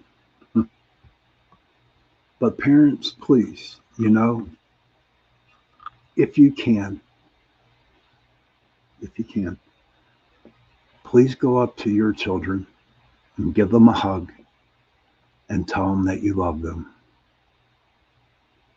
And children, please go to your parents, give them a hug, and tell them that you love them. Because those three words, I love you, go a long way. And if you have no parents, find a friend and give them a hug. Find somebody to give them a hug because not only does that hug work for them, but it also works for you too. It does not hurt to say, I love you, you know, so you know, just do it. I mean, give your children, give your parents a hug, give your grandmother a hug, give whoever you want to give a hug to. Okay. Um, I don't know. I think we're supposed to have Max Furyk on next week on Chasing Prophecy. Um, and we're going to talk about the Philadelphia experiment. We're also going to talk about his book that he has going on. Antoine got something else to say here. Especially, it can also offer comfort and support during difficult times. Spiritual practices like meditation and prayer have been shown to positive effect. Oh my God, where have you been? Antoine, that is so true. Am I really talking to Antoine Scott or am I just talking to the angel? You know, that's, you know, projecting words out from into Antoine telling him what to say. My God, dude, you are so right. But next week we're going to have Max Sherrick. We talk a little bit about the Philadelphia experiment, and then we're going to talk about his book that he has written. Let me see if I can remember what the name of his book was. Hmm. Uh, his book. What is it called? Yep, I'm getting there. I'm getting there. I don't want Alexa, but he was a ghost on our show. A ghost on our show. I'm sorry. Sorry, Max, if you're listening to this, but he got a new book out and he's going to share it with us and talk about the Philadelphia experiment. It's going to be a good show next week. So, what I'm going to do now is I'm going to take a 30-second break and then I'm going to come back to Into the Night. Okay? All right. If you want to hang around, hang around. If you can't, that's okay. Thank you, everybody, for joining the show. And I'll see you in 30 seconds. Or no, I'll give me a minute.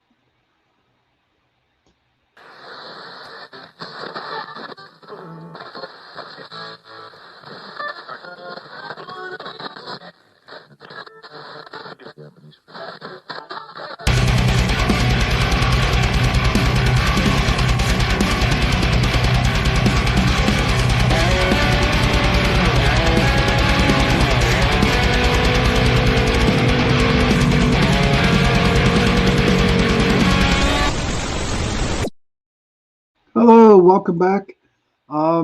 This is Sean again, and welcome to Sarah. Thank you, Sebastian, for being here, buddy. This is the segment on Chasing Prophecy, Into the Night with me, Sean Kelly, and it's something different. It's been a while. I hope you enjoyed the last show. It was great, and I promise you, I'll tell you how I'm feeling. Um, kind of mad, actually, kind of upset a little bit. With the whole world. That's how I'm feeling tonight. You know, it just seems everything that I touch breaks down. It just doesn't work.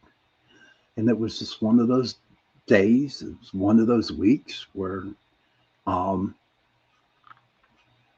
it just didn't work. And today was topper, but thank God I have a day off tomorrow, which is crazy because the next 2 days, Wednesday and Thursday, I have like 4 doctor's appointments. I did get my medical through the Veterans Association, VA hospital, and they've been very, very good to me. Um, they are really looking after my health, and there's a couple things that I would like to address um, about that. A lot of people now. I remember I got out of the service in 1985, and what happened was went over to the Veterans Hospital, to start treatment. I guess because I was a vet. But at the time when I went over there, it wasn't ran properly. There was a lot of stuff that happened that wasn't really cool at all. And it just wasn't giving me the help that I was supposed to be getting. It didn't give a lot of people help like it was supposed to. But you know what? Um, Now, I guess Trump, when he was in president, he made a deal. He signed a letter or a thing to give the veterans a lot more medical testing done, and they do. They are so on it. And what's so nice about it is I got these free glasses. I got free eye exam. I got all these doctors taking tests that I know for a fact that insurance companies would not let me take. These tests. Um, so that's where I'm at right now. I am a little nervous about that, and that's why I've been little bit of an uptightness. I mean, that was part of the pie that I am going through. I guess you heard of King Midas and stuff like that. Um, everything he touched was turned into gold, but I'm King Midas, but nothing was touched in the gold. Everything just fell apart. Everything just fell apart. And I guess it's, a lot of people will, come out and say, you know what, that's like Mercury in retrograde, there's something going on in the air that's causing all these vibrations, all these different elements here. And no, it's not. It's just life. And to learn how to deal with life on life's terms is hard. Okay. I am in recovery, and I have gone through this for 30 some years, and trying to deal with emotions without doing the substance on them, trying to deal with people who are just jagoffs. That's a Pittsburgh sign language. Jagoff means you're an asshole. Excuse my language again. But yeah, so I just lost what I was thinking, but I'll get back to it. But learning how to live like this, learning to accept things. Um, what is it? The Serenity Prayer. Lord, help me, accept the things I cannot change, to change the things I can, and wisdom to know the difference. Russell's Russell says, "Hi, Sean. Hi, Russell. Hope you're feeling better. I'm getting there. Things always work out. They sure do. Thank you, Russell, for saying that. I appreciate that. Thank you very much. That means a lot. You just don't know. That means a ton. It means a lot. Thank you so much. I mean, man, my people are great. My people mean everybody that comes and listens to the show is great. That means a lot. Um, it does. But learning to live with life on those terms is hard, and to do it sober, it's even harder, because back then it was like, you know what, I think I'm going to, instead of dealing with it, instead of dealing with things, it was like, oh, if you heard the dog in the back, that's Maisie. That's our next door neighbor dog. She's a small dog, but boy, can she bark. But you know what? Back to helping myself, I just I can't take a drug or drink on it. And I just got to accept it and I got to deal with it. And that's okay. And that's why I like to go out and I ask for help a lot. I don't hold it in.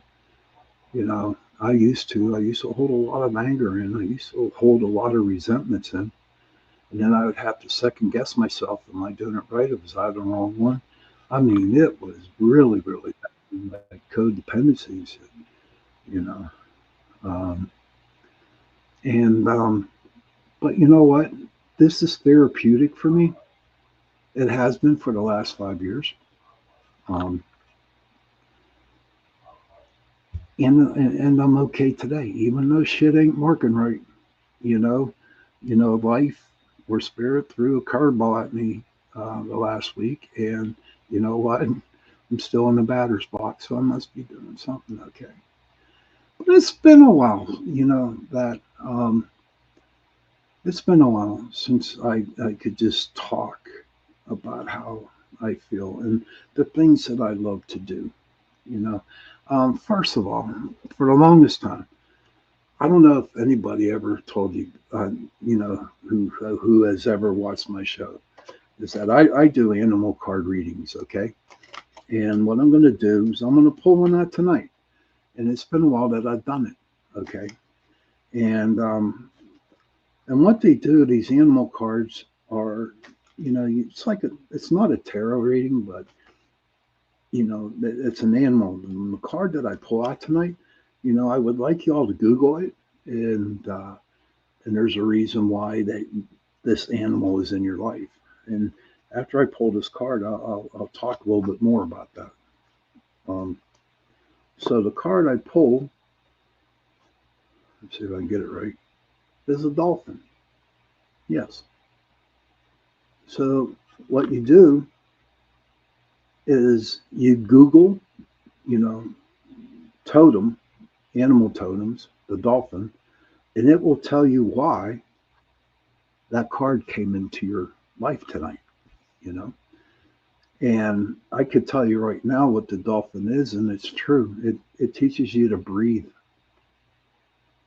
And seriously, it teaches you how to breathe. The dolphin is there to help you breathe um, through life. And tonight earlier, I wasn't breathing at all. I was nervous. But then again, I had all my friends helping me out and giving me the support I need, which was really, really cool. But like I was saying back in in the last show, excuse me, the last segment, okay, um,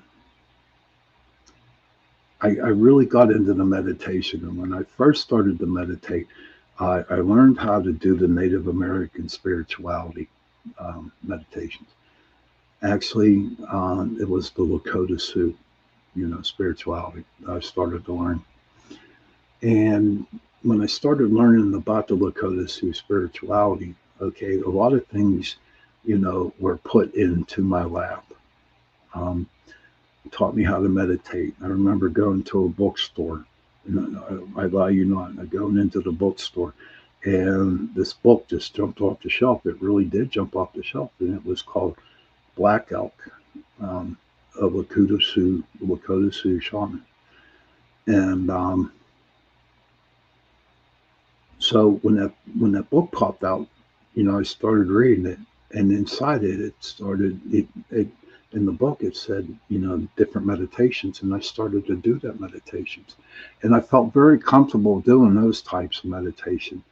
Um, I have I respect what everybody believes in. I respect their different religions that they believe in or whatever they believe that makes them happy for that that day, um, or forever.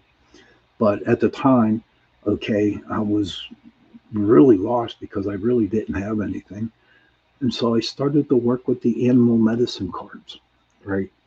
Now, according to the Lakota Sioux, right, we all have 9 animal totems that follow us, that guide us through our life. Um, my mill, the alpha animal is the wolf. His name is Lakota.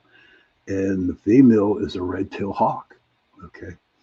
And those are my two main guides. Okay. And then there's like 7 other ones that just hang around and they come in and out. They're not all the same. But what I'd like to share with you is whatever animal that I saw that day, I would write it down, and then at night before I went to bed, I would look up the animal, why it was there.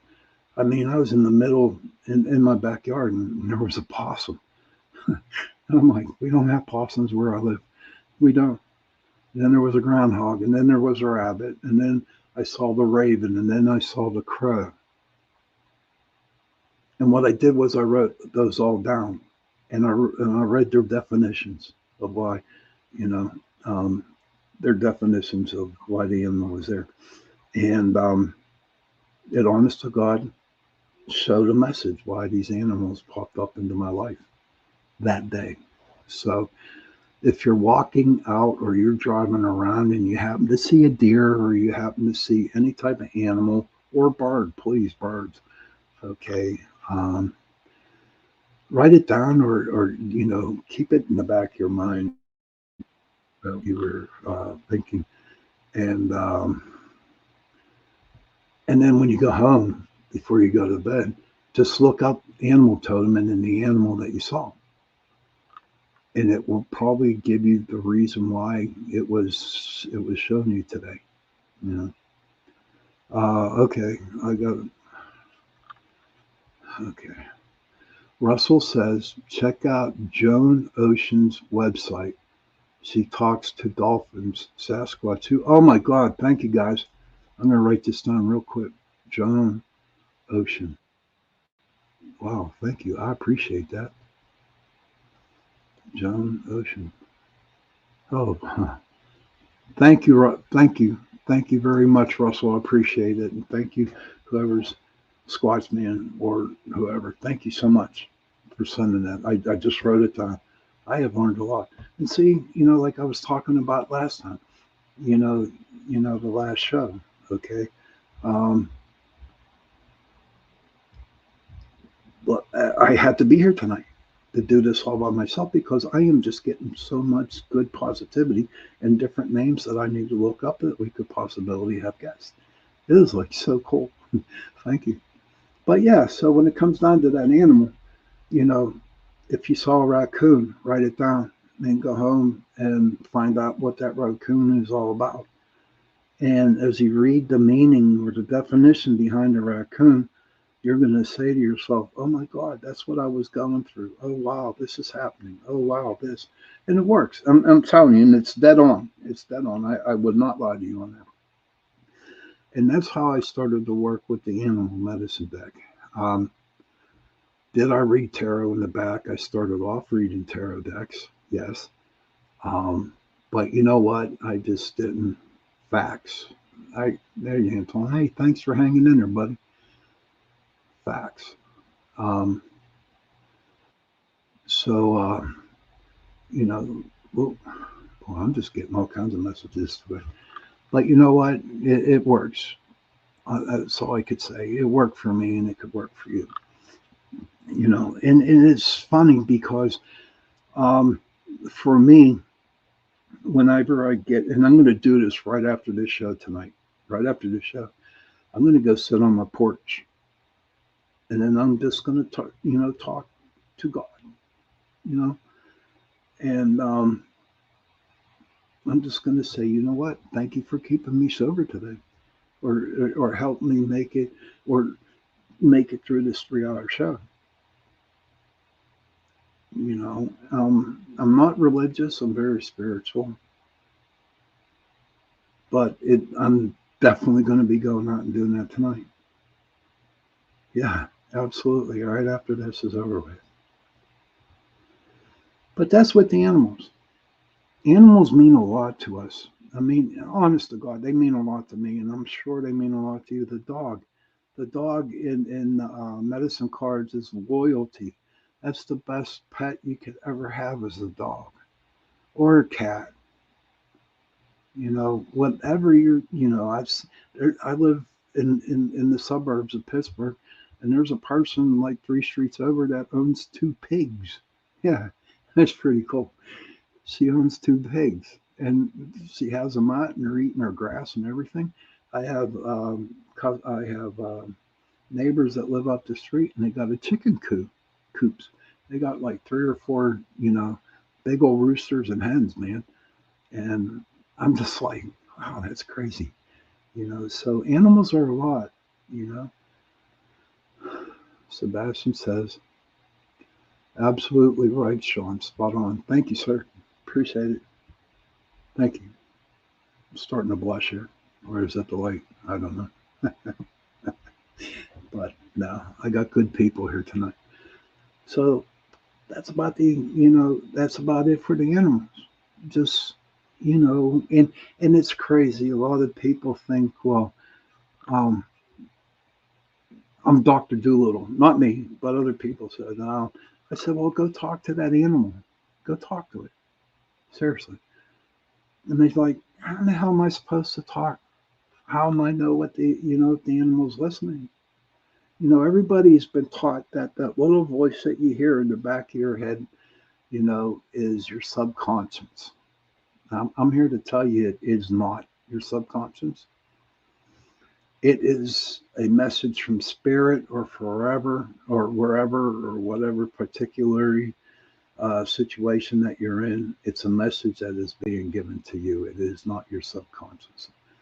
I'm not going to debate anybody on it. I know it's for real. And there was times that that I would sit out in South Park, and all of a sudden a deer would just come up in front of me, and I would just say hello. I would say hello. How are you? And then in the back of my mind, I hear, "I'm doing fine. How are you doing?" And I knew it was just like this feeling that just came over me. that it was a healing. It was a message from that deer. And then it went away. I could have so many stories I could tell you about South Park. I remember one time I was out there meditating, no lie, and there was a mother skunk, no lie, a mother, not skunk, but a raccoon, a mother raccoon with four of her babies, no lie, and she came from the street all the way up to where I was and sat there and looked at me, you know. And they say that animals are attracted to good energy if they feel the love off of people, they will go to it. Excuse me while I have another drink.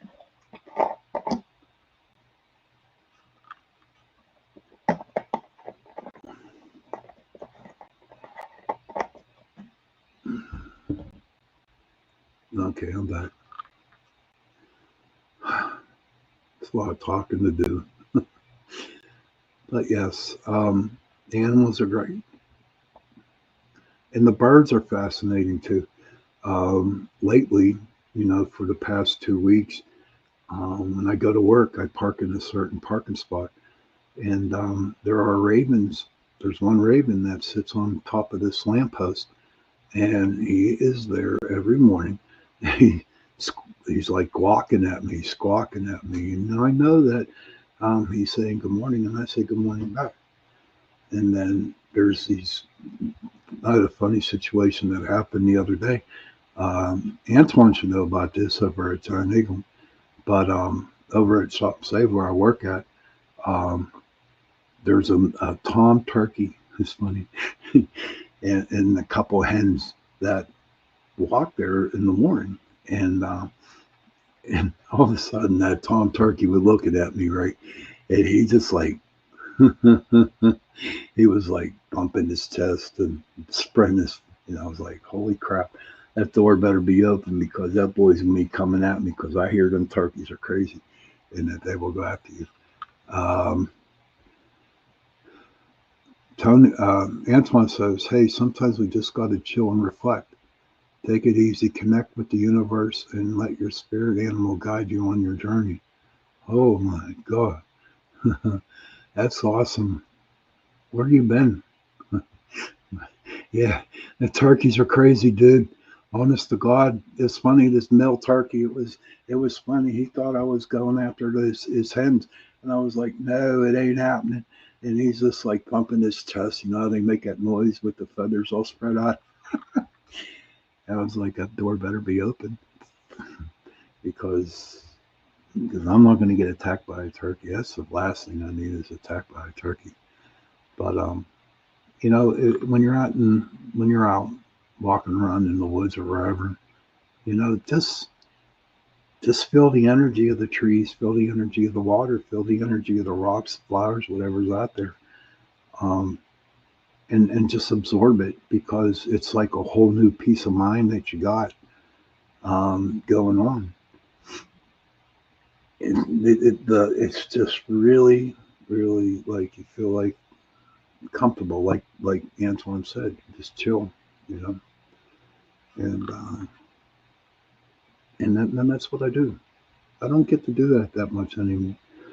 Um, my life is busy. You know, I got 7 more years, and then things probably work until what 70. I don't know when I'm going to retire, but you know what? I'm just going to keep doing what I'm doing, and until the end. Um, there is possible chance that I would go on a couple investigations with different groups. Um, like I told you in the last segment, of Chasing Prophecy, um, I'd like to go Bigfoot hunting, you know, or dogman hunting, something different, you know. I'm going on vacation next week, not next week, starting the 2nd of June, and then I'm going to go in the middle of Pennsylvania where there's all kinds of woods, and I'm going to see what's going to happen. But I want to make sure that there's a hotel close by because I'm not going to do the camping bit. That just isn't me. It just isn't me. So, how's everybody's night tonight? Is everybody feeling good? Is everybody feeling okay? Um, this is, this has been a good 2.5 hours show so far, and I'm really enjoying it. Um, Thank you guys for, keeping me, um, you know, keeping me going tonight. This means a lot. Um, but back to the paranormal thing that I was talking about. Yes, I have retired from investigating. I retired back November 1st, 2022. Um, I've been doing it for 17 years, and it was just getting tiring. But you know what? Um, I get all these things. I get all these things. But let me tell you something. I just did another investigate. Me and Michael and his wife went down to Ohio again to investigate at another house in Bel Air, right? And it turned out great. Really back into it. I don't know if you hear those noises, but that's it. But but I do want to get back into the investigating a little bit. I'm investigating with people. Um, okay, there we go. Um, I was losing um, some energy. I know I'm starting to speak low now. But no, it's good to hear from other groups how people are doing their investigations and going on. I see people posting up their stuff and doing lives with their investigations, and it's good to see other people doing it. Younger people, us old timers, it just gets too much. I mean, think about it, right? We should do an investigation on a Saturday night, and we don't start until about 9:30, 10 o'clock. We're out of there at 2 in the morning, okay, and then we don't get home until about 4 o'clock in the morning, and then I'm back up at 8 o'clock in the morning to go to work at 9. So I just can't do that no more, you know. But so now I can lay back and relax a little bit and go on my own time, and that's what's nice about being retired from the paranormal. Um, Another thing I like to do is I'd like to go prospect gold, and I'm going to be doing that in a couple of weeks from now. I do go to North Carolina. I do go through the Appalachian Mountains. They're crazy.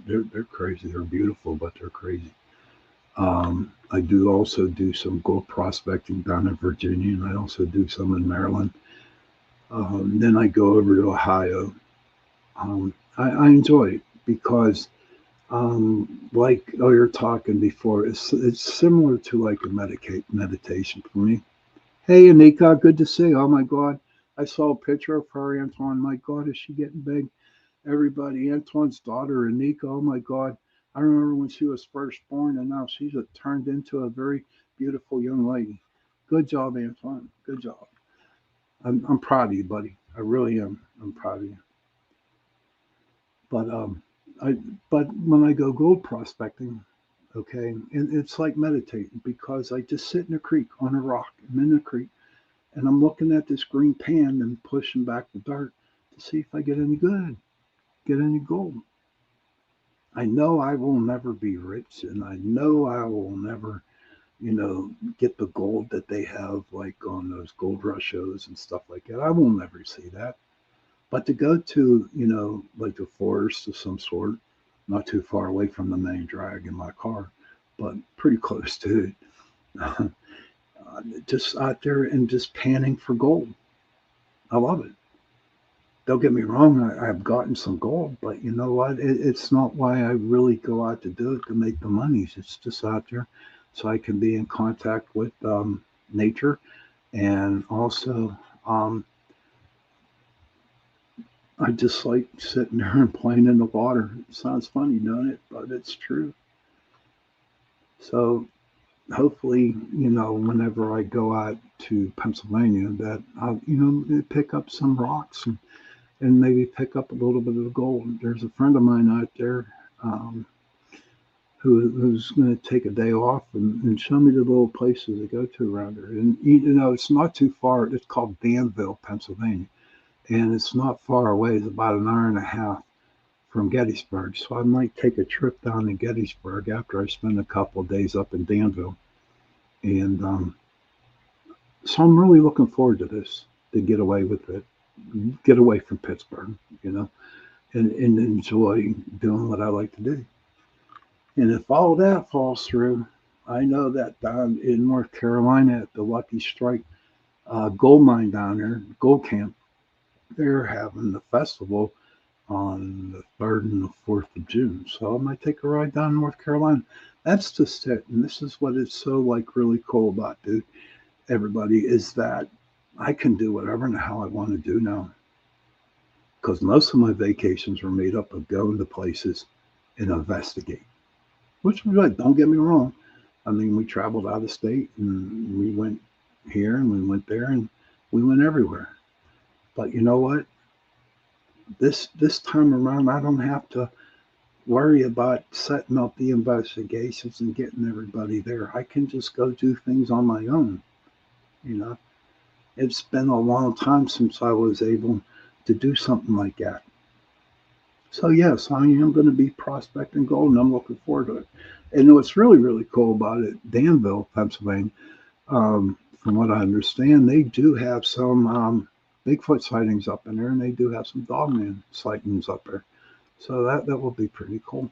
You know, that'd be pretty cool to do. And definitely, whenever I come back from the vacation, I will share it on my show. I will, absolutely, I will share it, and and we'll see where we can go from there. Let's see.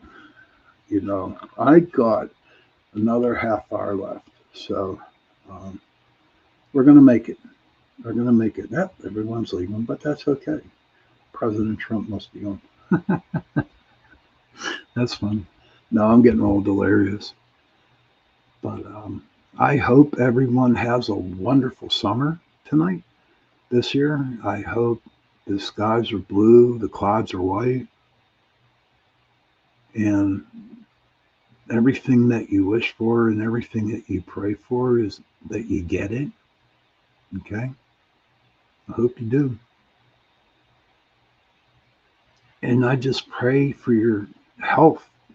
I and I do pray. I do pray for you guys. I do.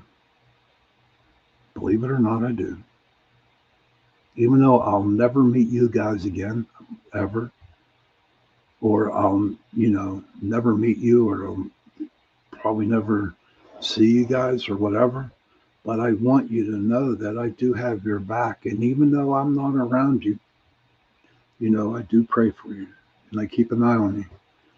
Um, because I think everybody needs to have a little bit of faith, a little bit of prayer in there. Sebastian says, thank you very much, Sean. You also, sir. Thank you. Thank you, Sebastian. You're a good dude. Everybody in here is a good dude. And a good dudettes. You know what I mean? Everybody is. So, like I said before, I do pray for y'all. Okay? And I ask, the angels, because I'm really big into the angels. A lot of people call them the Nephilim, they call them this, and they call them another name. They call them, the Anunnaki or whatever. I call them beautiful people. Oh, yes, Antoine, we will meet again. Yeah, I'll take you out to lunch. And if I come over to England, Sebastian, we'll go out to lunch. You got to find me the best fish and chip place. It's crazy that you talk about that. Is I was talking about being stationed in Scotland, and I forgot to show, tell you all that my favorite dish over there was fish and chips, and it wasn't like getting them from a fancy restaurant or a bar of some sort. Over in Dunoon, there was a corner store, um, and they sold fish and chips, and it was terrible, honest to God. Um, I mean, if they had, the Allegheny Health Department walk in there, they'd shut the doors down real quick. But they had the best fish and chips in the world. Honest to God, it was huge, and they were the best.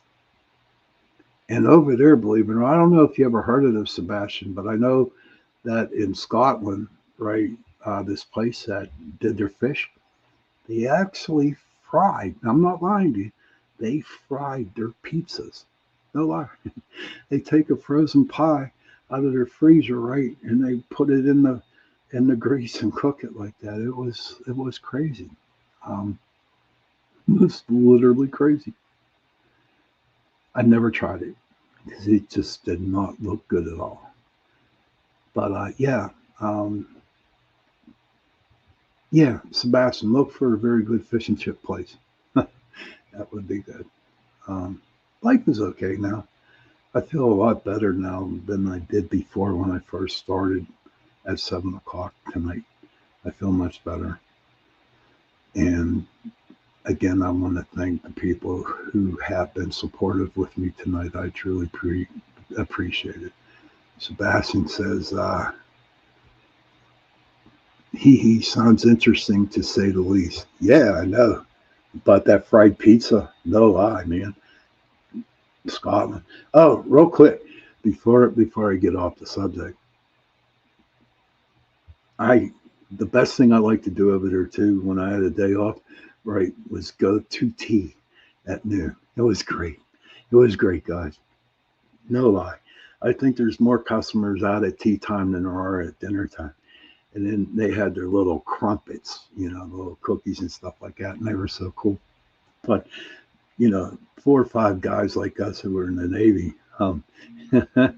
right? We're in the Navy, and I mean we're pretty big and burly, and we really look different than the Scottish people. It's funny, and we're just sipping our tea and having our crumpets, and it was funnier now. But I enjoyed it. I enjoyed it. I enjoyed being over there. Scotland was beautiful. When I was over in Scotland, I got a chance to go to Ireland and see where my family was from. I still have cousins over there, which is great. Um, but it's beautiful, beautiful. But they don't have no good fish and chip shops over there. The best fish and chip shops is the little one down in Dunoon. What's Sebastian say here? Yes, indeed. I like the old fish and chip shop. Yeah, and you know what else is pretty good over there too was the vinegar. The vinegar that they had to put the fish, put on the fish, even on the chips. I did that. Um, it was good. I do miss it, but when I joined the service, I was what 18, and I was young, dumb, and stupid. Okay, and so my first duty station was Holyloch, Scotland. And being the dumbass that I was, see over there, drinking age was 18 years old, and I spent all my time in the bars getting drunk. And then when I got sober, when I came back, and I don't know if it will ever happen. I really do wish and hope it does. Okay, that I can get back over there to Scotland and go to Dunoon and actually look at it like sober, you know, or just go to a little town down called Greenock and go down to Edinburgh and stuff like that. Um, those are good times. What I really liked about it over there, not the stuff that I remember though, was you had to take a train from Greenock down to Edinburgh. But before you, oh my God, everybody's talking tonight. Holy crap, Trump must be on TV. But what was really crazy was that you had to take a boat over to Greenock, and then you had to hop on a train to get down to Edinburgh. And it was just like Edinburgh was beautiful down there, but to me, um, it was the best place. So hopefully someday I can go back and I can go back sober. You know what I mean? It would be kind of great. But that's about all my Navy. Oh, when I was in Australia and I got to hold a koala bear, you know, that was cool. And that's the first time I ever had pizza with pineapple. How many people like pizza with pineapple and ham on their pizzas? Not me, but I had to try it because the person that I was with there had it. And uh, um, no, I did not get to see Stonehenge. Not at all. Um, I really wish I can. There's a lot of things over there, Russell, that I really would like to see. So hopefully, Russell, I can get back there before I die because I would like to see it. I like to see a lot of things over there now. For what I know now, and what for the past 5 years, just to go over there and check it out, that would be great. That would have been, yeah. So definitely, if I do go over there, I am going to go see the Stonehenge. It's amazing how they got them rocks up there.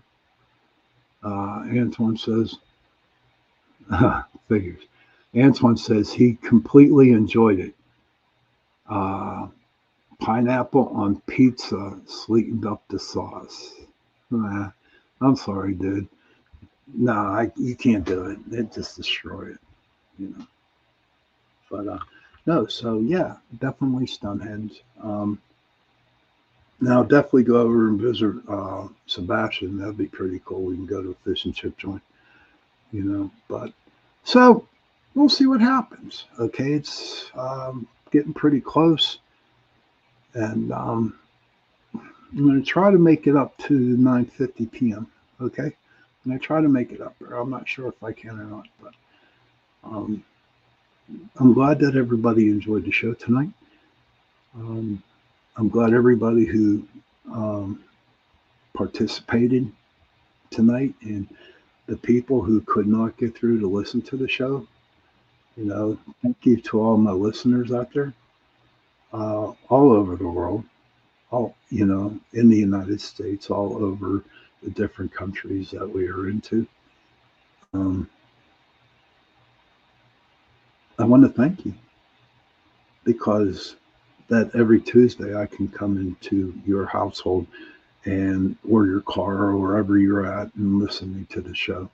That I can come in here and we can talk, back and forth, and I can share my stuff with you. And when Jenny comes back, and when Michael comes back, or whenever Joe sort of shows up. But like I said, maybe you know, um,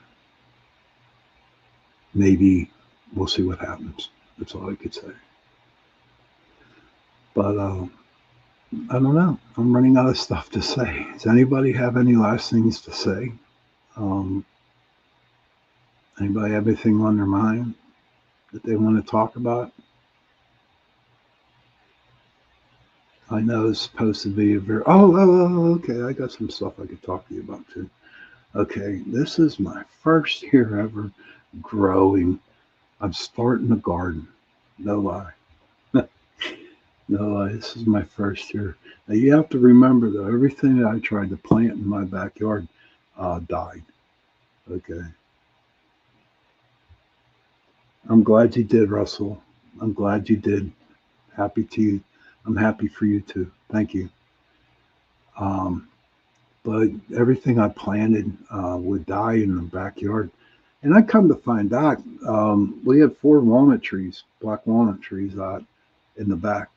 And what happened was we cut down, but the roots of the trees they left off some type of chemical that would actually kill things that you know we would try to grow.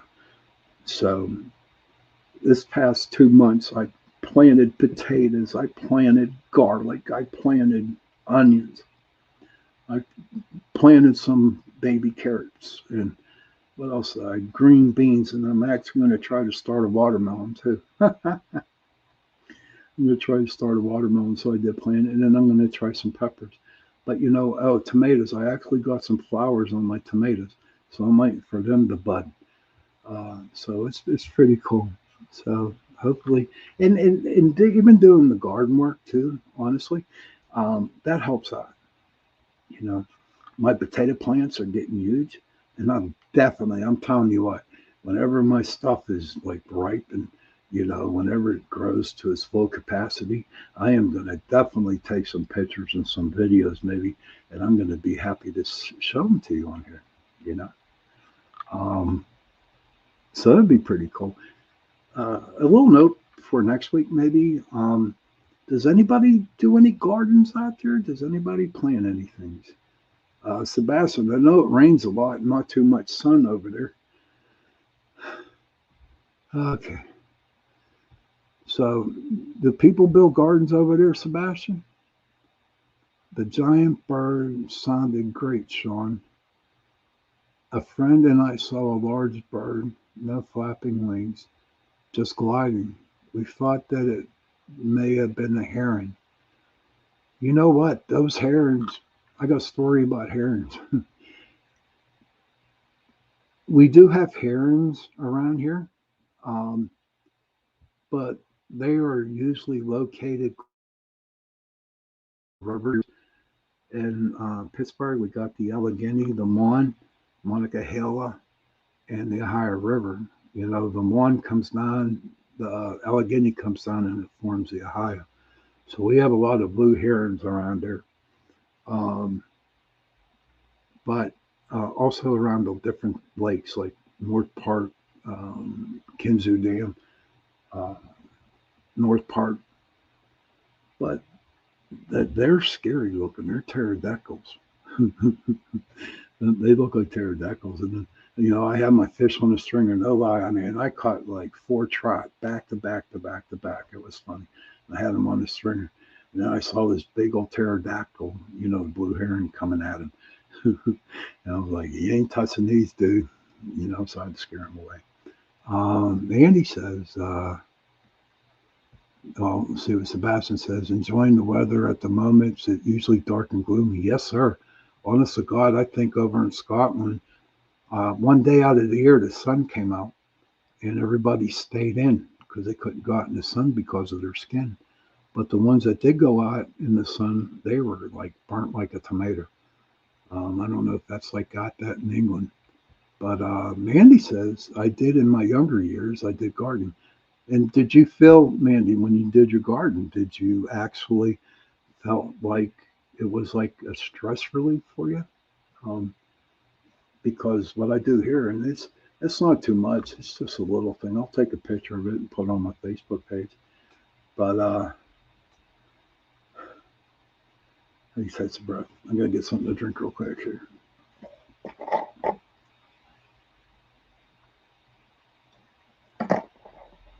Yes. Okay. Awesome. It's great. I mean, I'm glad that you got to not meditate, but just feel relaxed. The thing I do now, I never thought a long time ago that I'd be doing the gardening, the gold panning, the fishing. Never thought I'd be doing that, but now I am, and it relaxes me. It gets me back to myself again. It does. I enjoy life. Like I said before, and like at 7 o'clock in the evening, life threw me a curveball today, but you know what? I'm still in the batter's box. But I do enjoy life. I do enjoy hearing people's success stories, and people have stories that don't end well. Um, you know, Best I can do is tell you to hang in there and keep on trying. Um, my buddy, okay, Sebastian says, Sebastian says, gardening is amazing. Only a small garden, but it's great and fulfilling to work on. That is so true, sir. That is very true. I mean, I'll be, the garlic and the onions. I'm waiting for them to like kind of pop up, you know, even the beta carrots. But it's like kind of like an experiment for me now, because if things work out right and I really get into it, because I tell you what, gardening is really, really expensive. But you know what? It's kind of worth it. But if everything works out this year, then I'm just going to go and I am, going to get like bigger planters or whatever they call. Um, I forget the name.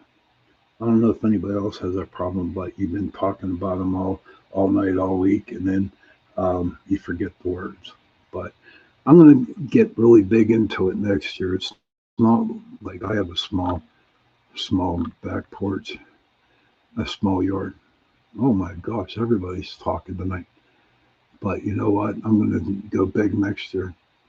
I'm just going to get better places to plant. Get raised garden beds is what they're called, raised garden beds. But it's getting close to the witching hour. I want to thank everybody for hanging in there with me tonight for um, for the last 3 hours. Um, I have never taught so cold frame. I have to look at that cold frame. Okay, I'll write that down.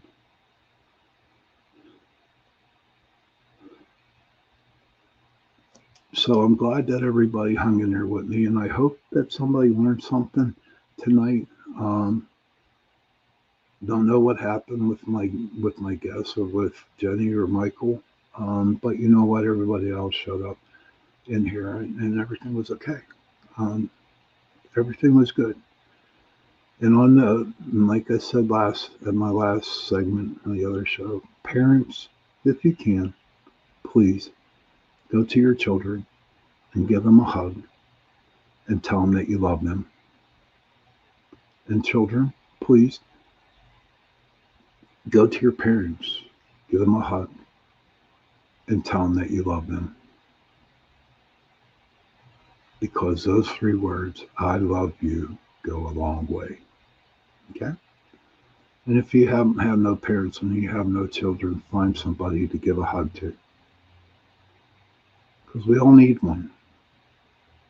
We all definitely need a hug.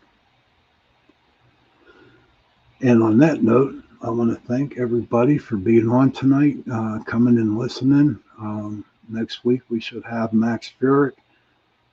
He is an author. And we're looking, like, talk about the Philadelphia experience, a couple other things. Who knows what's going to happen? What's going to happen next week? We don't know. All we have is today. All we got is until midnight. So,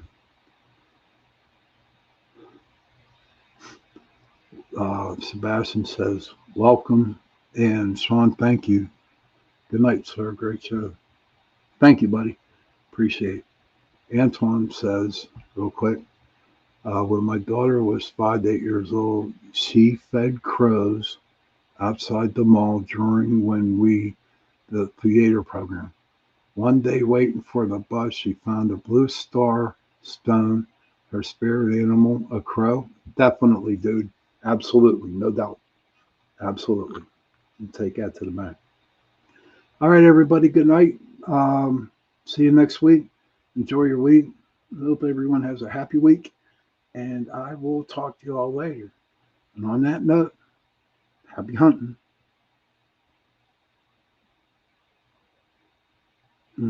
See if I can find it. Where's the letter? Okay. Let's go. Let's go. That's why I can't find it, but we're going to find something here. Okay. Where's that? There it is. Good night, everybody.